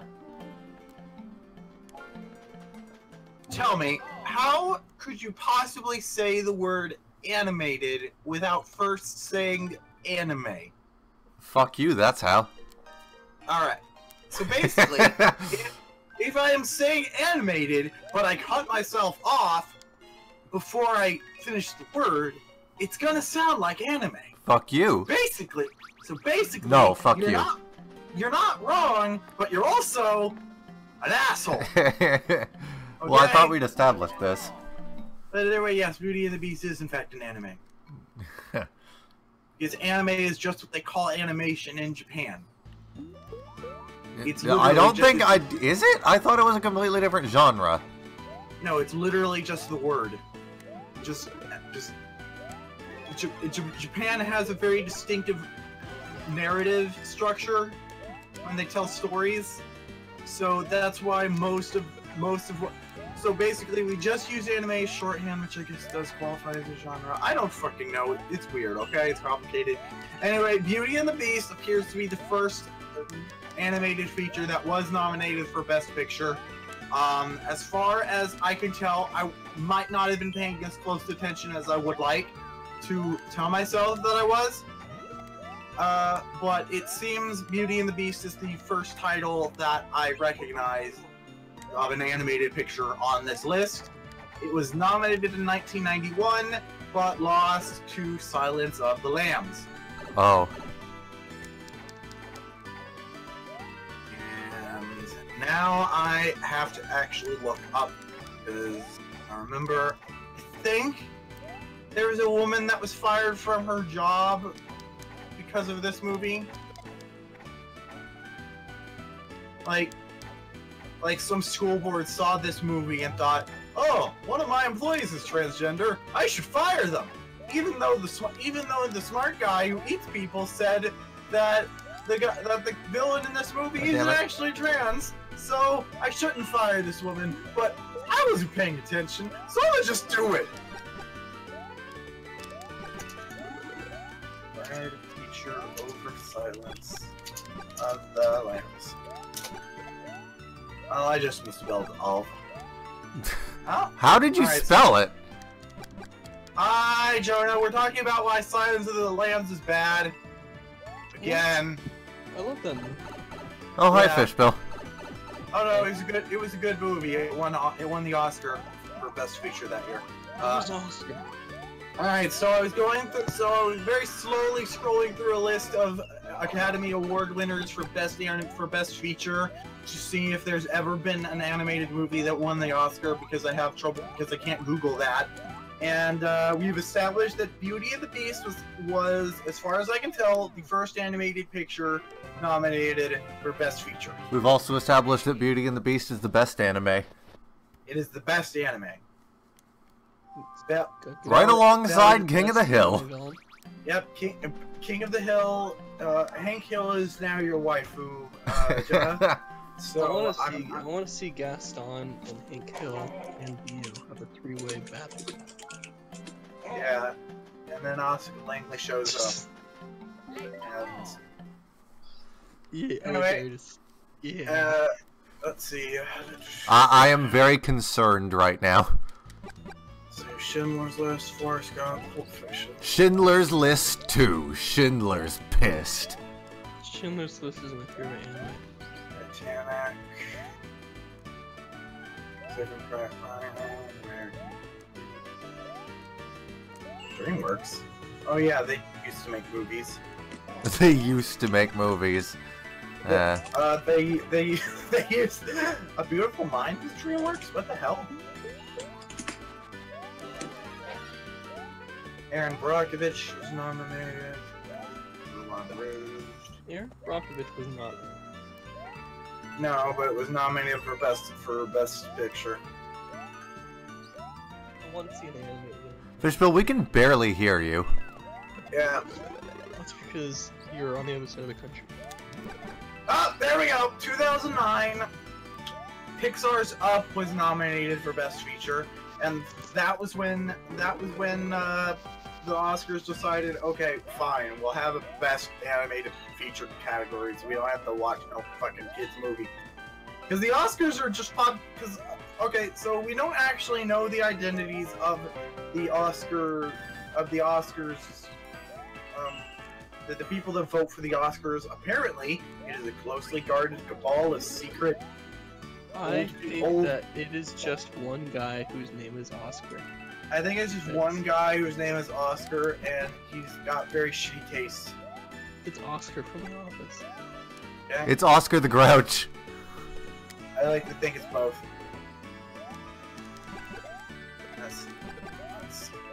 Dude. Fishy Phil. What about a sequel to War Horse called More Horse? 4 Horse? No, More Horse. Oh. 4 Horse will be the sequel, will be the 4th movie. Whoa. Oh, good night. 2014, Birdman won. The fuck is Birdman? I'm fairly certain that this is the closest thing to a superhero movie to ever win the Oscar for Best Picture. Wait. Are we talking fucking the Hanna-Barbera Birdman? No. No. Oh. Although it's a similar thing. Okay. Because I'm gonna say, if fucking Harvey Birdman won an Oscar, I am going to fucking shit myself. Birdman was a movie about a faded American actor famous for playing a superhero in a movie 20 years ago. And it was alright. Well, apparently it won the Oscar for Best Picture, and it's the closest thing to a superhero movie to win the Oscar for Best Picture. Suicide. Boyhood, the highest budget ever put into home movies, was nominated but did not win. Let's see. Oh, also Toy Story 3 was nominated in 2010. Pixar's Up was 2009. Oh! Okay. Apparently The Martian was actually nominated for best feature, but did not win. Alright, that's good. It won the something for best something. Comedy. It won Best Comedy somehow. Best comedy or musical.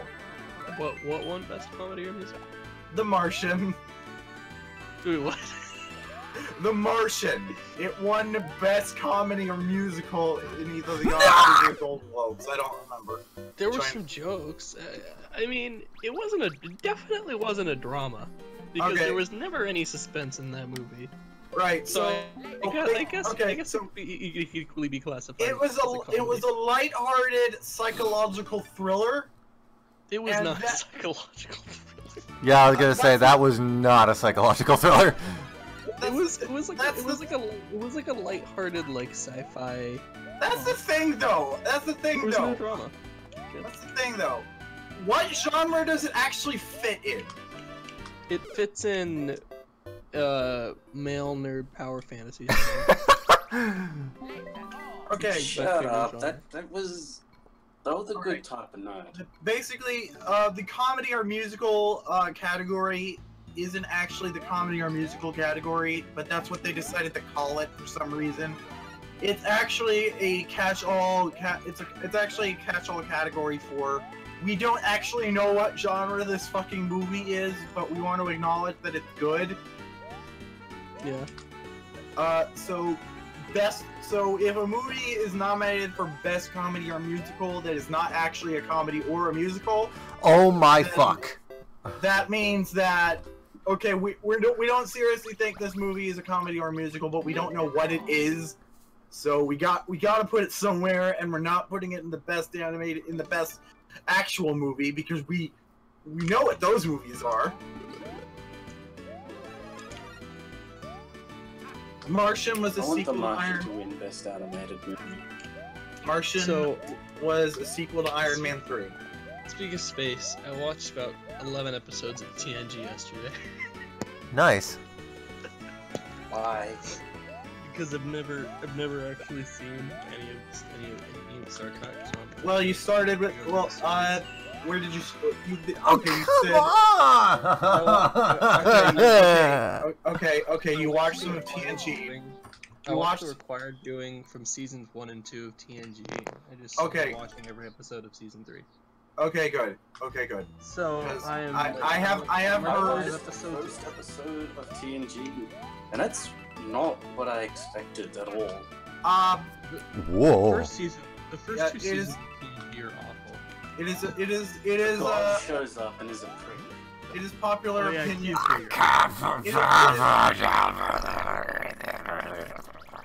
It is popular opinion that only. Why is there God in science show?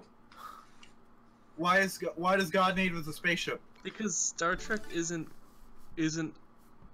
Star Trek's kind of like the opposite of Star Wars, except that they're both not really hard science fiction shows at all. They both just use sci-fi as an avenue to tell a certain kind of story. Because they use the heart of the whole Trek ideal was was a very the power of rationalism can triumph over everything. Yes. That's actually more so the theme of TNG than the movie. Yes. Especially so. You just happen to watch an episode with a species of creatures which basically are gone. So basically, basically the core conceit with existential god beings being in TNG is seeing how characters. Eventually we can. Are we talking about Q? Yes. Rhys hates Q because they're not hard sci-fi. Fuck! I hate this stupid thing. Alright, that I hate Q, it's not hard sci-fi. I hate Q because... I don't know, I also hate the fact that apparently the psychologist is psychic. Deanna Troi? She's an empath. She's an empath. Okay, you can feel emotion. It's Star Trek, dude. You can't expect it to be that realistic. Okay, basically, I'm not expecting realism, but I'm expecting plausibility. The entire premise of TNG is that you can't solve all of your problems by punching it, and so a god. That's why I invented lasers. Lasers are advanced for punching. Okay, I said that was the basic premise. You want me to get more complicated? Okay, fine. You can't solve all your problems by wrestling it, punching it, shooting it, or fucking it. Okay, yeah. The entire show is a diatribe against Captain James. Yeah, you just gotta sit down and talk with the omnipotent godlike being that's really poor and just wants to fuck with you. And if you do a good job with your talking word rationalities, then he'll go away. So I just watched. Okay, that reminds me. I'm sorry, I gotta bring this up. But there was apparently a game at one point where Q was assimilated into the Borg, and that is terrifying. I need. How would that even work? I don't know. I don't think Q has like a biological body. I don't think he has like a nervous system for the Borg to like hack into. Well, wait, if the Borg can kill Q, then I'm officially pro Borg. Q assimilated by Borg. The first Q, the pilot is awful. Every character is mismanaged in the pilot. Just watch another Q episode and you won't hate it. Because he's written much better than the other ones. It's John Delancey. He's great. Also, he's in I think every future series. Yeah, he was in Voyager as Q as well. So. Okay, so apparently. And he really fucks with Janeway. So apparently, Does he try to rape her? No. He has a child in Voyager though. And that episode was fucking stupid and misogynistic because he just snaps his fingers and 7 of 9's clothes come off. That is literally a thing that happened in that episode. Wasn't 7 of 9 basically only in the show as fan service?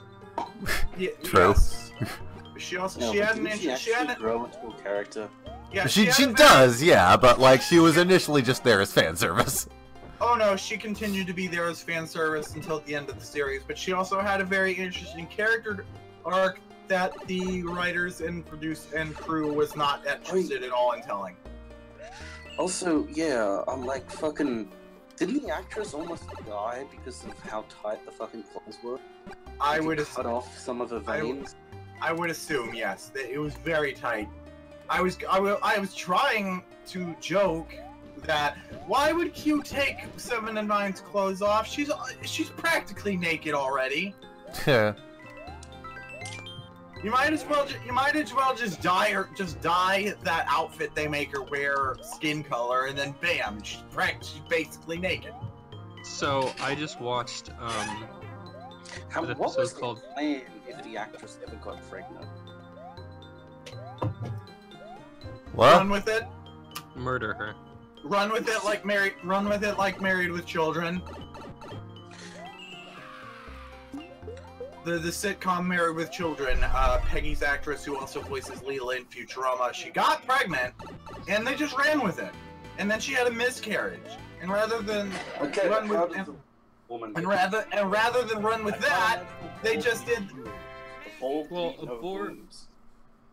Yeah, sure they do. I mean, Borg aren't like a different. As far as I know, they just invade the brains of other species, right? Yeah. And make them better. They still have biological functioning. Yeah. Pro Borg for life. Like they have children and stuff. I mean, it's not. I don't think they do. No. I mean, children can be assimilated into the Borg. That was one of the plot points in Voyager. So I'm like 10 episodes away from that famous Picard Borg episode. Ah, yes, Locutus of Borg. Okay, so Fish Boy. Yeah.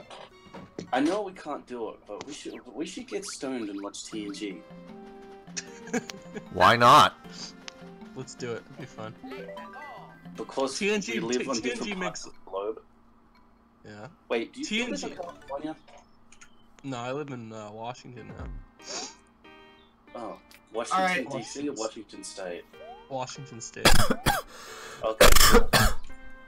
Alright, so I'm trying to Google if the Q ever legal there, right? What? Weed is legal there, right? Yeah, Washington, now. California, Oregon. All the coastal states, all the West Coast states. Till Congress or the Senate or whatever they're voting on it. Well, so what happened was Jeff Sessions told the state attorney generals that they are allowed to prosecute for marijuana crimes in states in which they've legalized it, and all of the state attorney generals from states that have legalized it like looked around and were like, Nah, mate. No, that's stupid. That's basically Like- what happened. It was like, sure, if I never want to be re-elected. Attorney generals are appointed. I'm not really sure, but Well, he's yeah. at any rate, he's gonna be out of a job if he fucks over the entire country. Yeah, none of them would do that. That would be dumb. Anyway, so I'm trying to Google. So Jeff Sessions' thing was literally just grandstanding for his base. It didn't mean anything because he knows he can't do anything because there's way too much money in the cannabis industry now. It's $1 billion industry. He can't stop it. Hundreds of millions of dollars of tax dollars are going to each state. I mean, it would be chaos if they tried to ban it at this point. Also, like, what I was gonna say, it really is great how things worked out. That pretty much, that thanks to stupid, that basically it's set up now that black people can't be in the pot industry. What? Yeah, because of all the federal regulations. Basically, marijuana is only illegal because of racism. So it's still illegal. It's just basically what quote-unquote legal states have done is they've said our police officers will not do anything if they see this happening. That's basically all they've done. And that our God damn it. Our ADs won't see this crime in court. It's still technically illegal. It's just that they don't enforce it.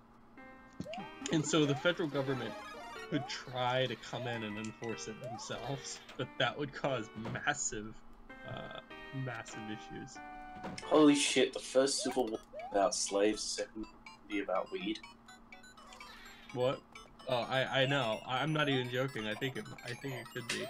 But because the irony is that the Republican Party acts like the party of local state rights.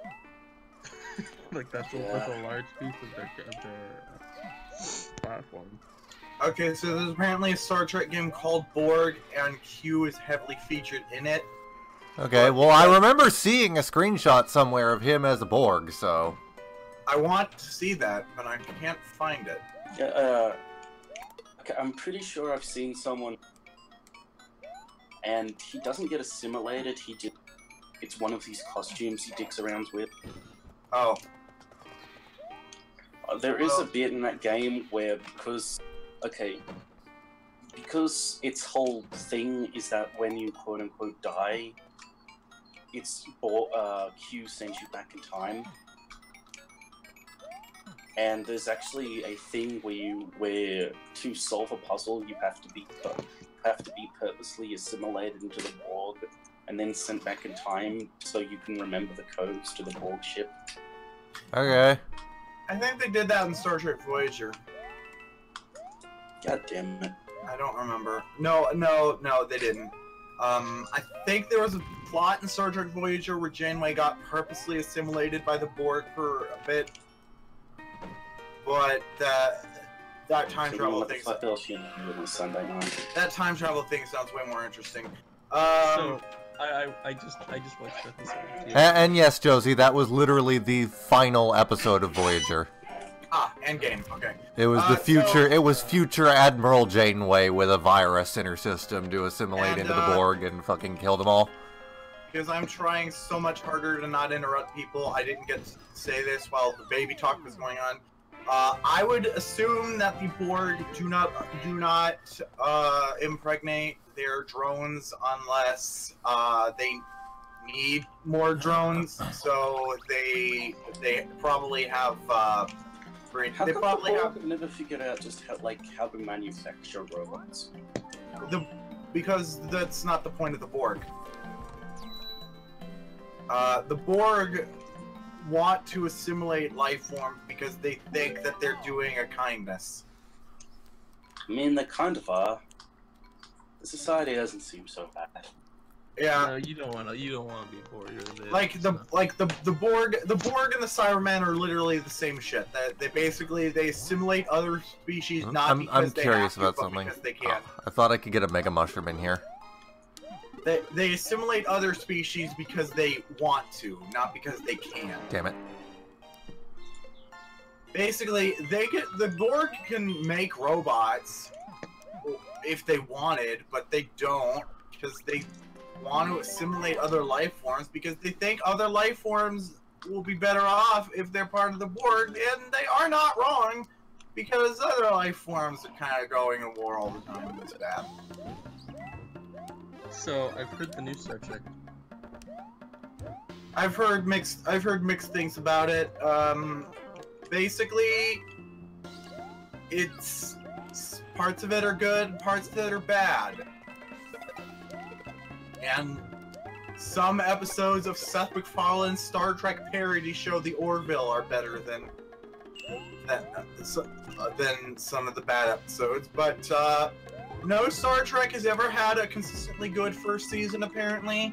So the Star Trek Discovery will show what it really has to offer on season 2, which has been confirmed. Yes. In 2019. Whatever. There are other Star Trek's not the first show to take its sweet ass time to get new content. Everything that has ever aired on Cartoon Network or Nickelodeon or SpongeBob for some reason. Fuck. Oh, and I wasted my Mega Mushroom too. God damn it. Davey, talk now. I love. Oh, right. I don't know. Oh, right. I know how to speak. I didn't actually have anything to say.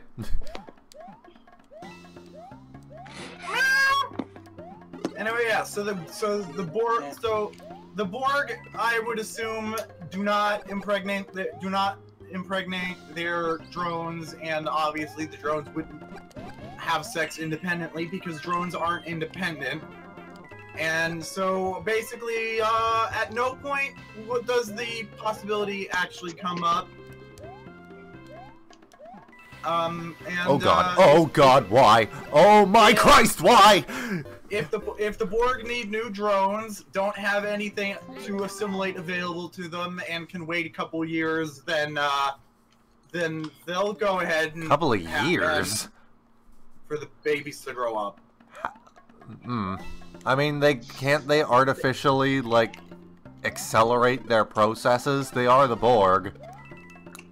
Okay, maybe. The point is, if the Borg need more drones and they don't have anything to assimilate available at the moment, they can go ahead and they can go ahead and have their drones fuck. Yes. But they mostly have a very insectoid culture, so No. Okay, good. I assume they have dedicated breeding facilities dedicated to the fucking. So wait, that was a queen of them. How did that make sense? I like to think of it more as the queen simply being the outward face of the Borg. Basically, just I think in canon it was actually like going full force with the insect parallels and having them have a queen bee or ant queen or whatever. I don't like it. So even they know. My personal interpretation of it is it was bullshit and they just made it up having a queen because they figured that non-Borg species wouldn't understand how the Borg works unless they pretended to have a queen. Basically, we are the Borg. You will be assimilated. Who is the Borg? All of you? Who is the leader of the Borg? We are the Borg. But who is your leader? Who is the new leader of China? Well, that's what I want to know. Well, that's what I'm telling you, Mr. President. Yeah. So basically, if the Borg don't just tell unenlightened races. Oh shit. Unenlightened. Oh my God, Josie. I meant to say species. This is why I say species, even when it's uncomfortable, when it's physically uncomfortable for me to say, because species is a very awkward sounding word. But it's definitely less awkward than saying races after the word unenlightened. Anyway, take 2. It's okay, Josie. We were both formerly British cop. Anyway, when the Borg get the musket. Anyway, when the Borg have to communicate with a species that doesn't understand the singular they, or the concept of a hive mind, I would assume, I would always just headcanon that they basically are just like, okay, fine, we have a queen. Bring a drone that looks like a woman. Okay, hello, I am the queen of the Borg. Or something. They do not know the way. Oh shit, fuck. There are so many funnier lines in that movie that are funny on purpose! Why do we have to make a meme out of their accent? I love your fucking reaction. You just went fucking mental. There is straight up a scene where the camera is just looking at every fucking time at a flock of ostriches, and the narrator just says, "Dinosaurs." Josie, you gotta trigger. We cannot hear you, Fishspill. And then we cannot hear you. You have to trigger like SJWs. There's a big. And now she wishes we couldn't hear you. There's a big ass fight scene where the narrator just keeps screaming, "The movie is on! The movie is on! Action-packed movie! Super fighting movie! Super fighting robot! The tiger is in the cage! The tiger is in the cage!" No! At any rate though, it appears like Hollywood, the productions, the Ugandan movie studio that made Who Captain Alex. They seem to be going whole hog running with people making fun of them, because at least it brings attention to their work, and I can't argue with that. I'm just saying, if you're gonna pay attention to someone's work, maybe pay attention to the actual work. And make memes out of the actual jokes that they have.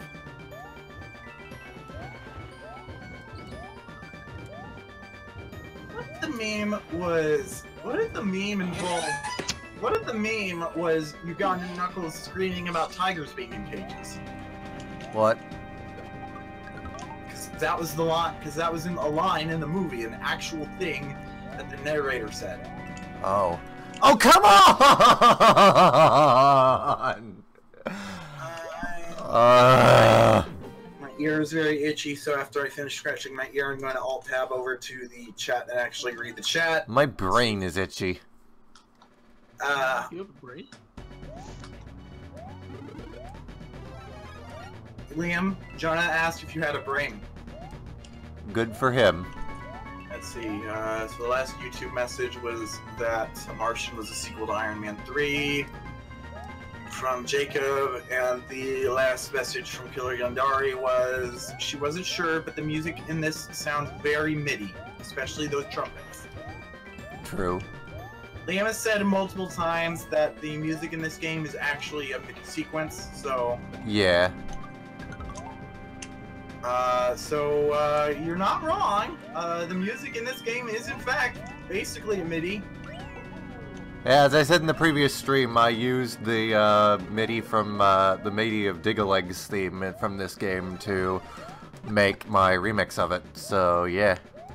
Aren't the distinctive sound effects in Oh, that's cool. I like that. That's a cool idea.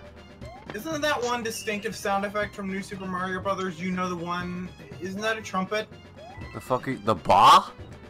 Yeah, the ba. Yeah, that's part of the sound font. Okay, but is that a trumpet? No. Okay, then that was the answer I was looking for, Liam.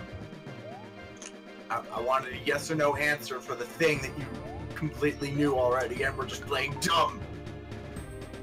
Alright, so Josie promised you would get Hamilton. No, I didn't. Pretty excited about it. I didn't when did I- Well, in a dream you did, but I think that counts. No! Jonah! My mother did that once! Don't fucking do that to me! My mother woke me up one night, mad as hell that I did something to her in a dream, and I don't remember what the fuck she was even on about. I was like, okay, well, hypothetically, if I did it in a dream, if I did this thing in a dream, why the fuck would I know what it is? Why did you do it to her, Josie? Also, why are you mad as hell about this thing I did to you in a dream? I didn't actually do that. Fuck you. Did you know the blue and Kirby's Also, that speaking, Josie's ranting reminds me, Josie. My friend Nolan really loves how you go completely ham on fucking everything. It's like your overreactions to fucking everything are extremely entertaining to him. Why do people like ham? There are so much better ways to eat a pig! Bacon! Hot dogs! Pork! Pork is good. I like pork. Mr. Artaka says, hey, a booby trap that actually catches boobies. Optimus Prime, 1984. Wait, what?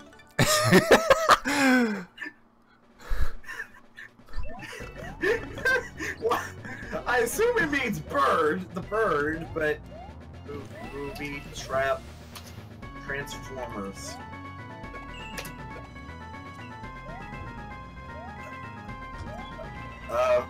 Okay. Okay. I have a clip open now. Good. Oh. Oh my god. What? This Prime actually said it. Oh. Optimus Prime actually said it.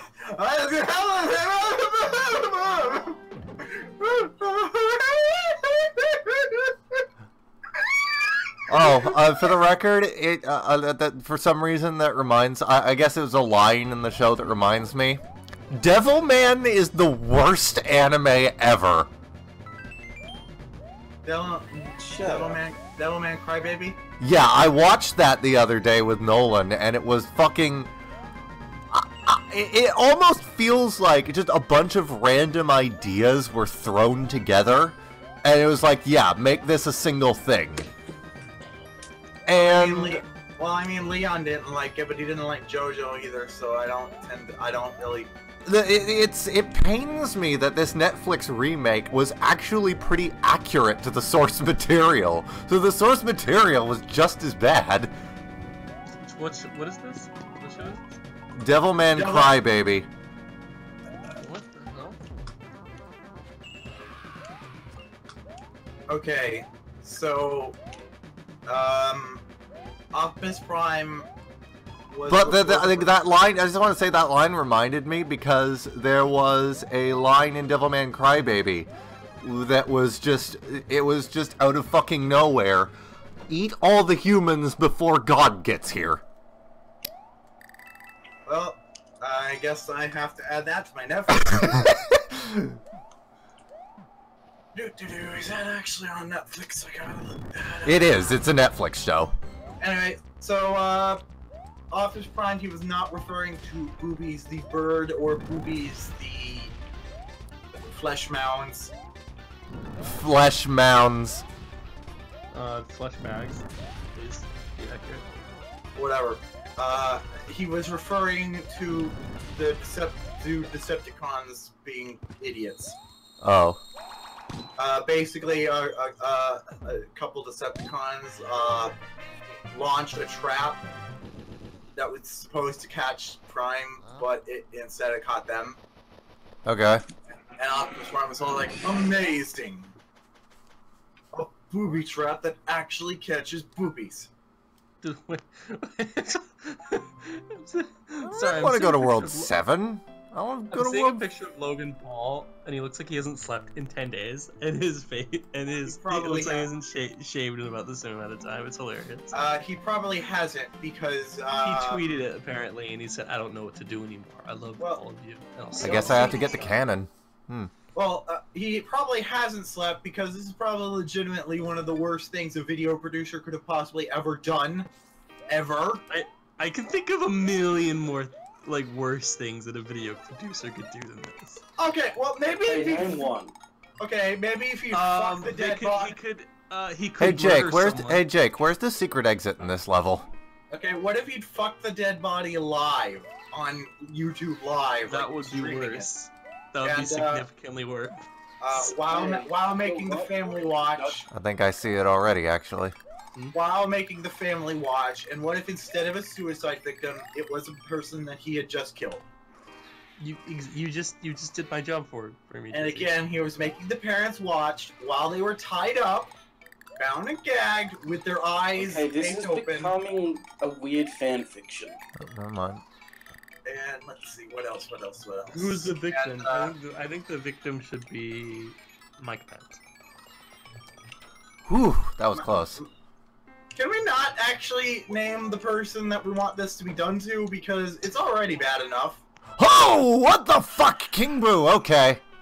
Okay, so let's see. I'm trying to figure out what Decepticons actually sprung the trap on Optimus Prime and fucked it up. Oh god, hitting him speeds him up. Oh god.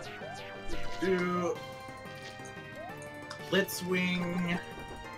Oh, never mind, he just randomly decides to speed up sometimes. What is he doing? Oh my god. Oh. Oh. I'm gonna guess Blitzwing and Astro Train. Please, no, no, no, no, no, no. Okay, so Nah. I demand Hasbro make a pair of fake boobs that transforms into Blitzwing. Oh, and oh, Astro please. Oh, King Boo, please. Please. Train. Like one of the fake boobs turns into Astro Train and the other transforms into No, Blitzwing. no, no, no, no, no, no, no, no, no.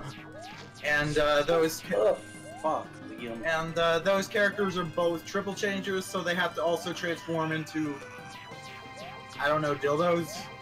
Is Jake Shepard watching this right now? Yeah. Yeah. Good, because he posted a funny meme Get the fuck out of here. Oh my god. in the So that was a hidden mini boss, I guess. Yeah, Liam said in the stream earlier that he can't actually see the Discord, so Jake can basically put whatever he wants in the Discord, and Liam won't see it. It was communism bionicles. Oh. Alright, so this goes to World 6. Okay, so next episode, or next stream, we'll be doing that, I guess. We're not done, are we? We are, yes, in a moment. Oh, damn. Ooh, we're on the moon. It's the moon. Next stream, It's we're going to the moon. To the moon, though. To the On moon. the moon. To the moon, though. You're a dog. Hey, Uncle Scrooge, you need us soon out there. How are you alive? You need heat. Also air. Significant shrinkage. Yeah, but yeah, the next stream, I guess we're going to the moon, and yeah. Significant shrinkage. I was trying to end the stream on a less jarring note, but okay. Significant shrinkage. See you next stream. There. Tighten your cock, Go you fuck yourself, Liam. Maybe I will. Mason jar? Are you a mason jar? Bye, everybody.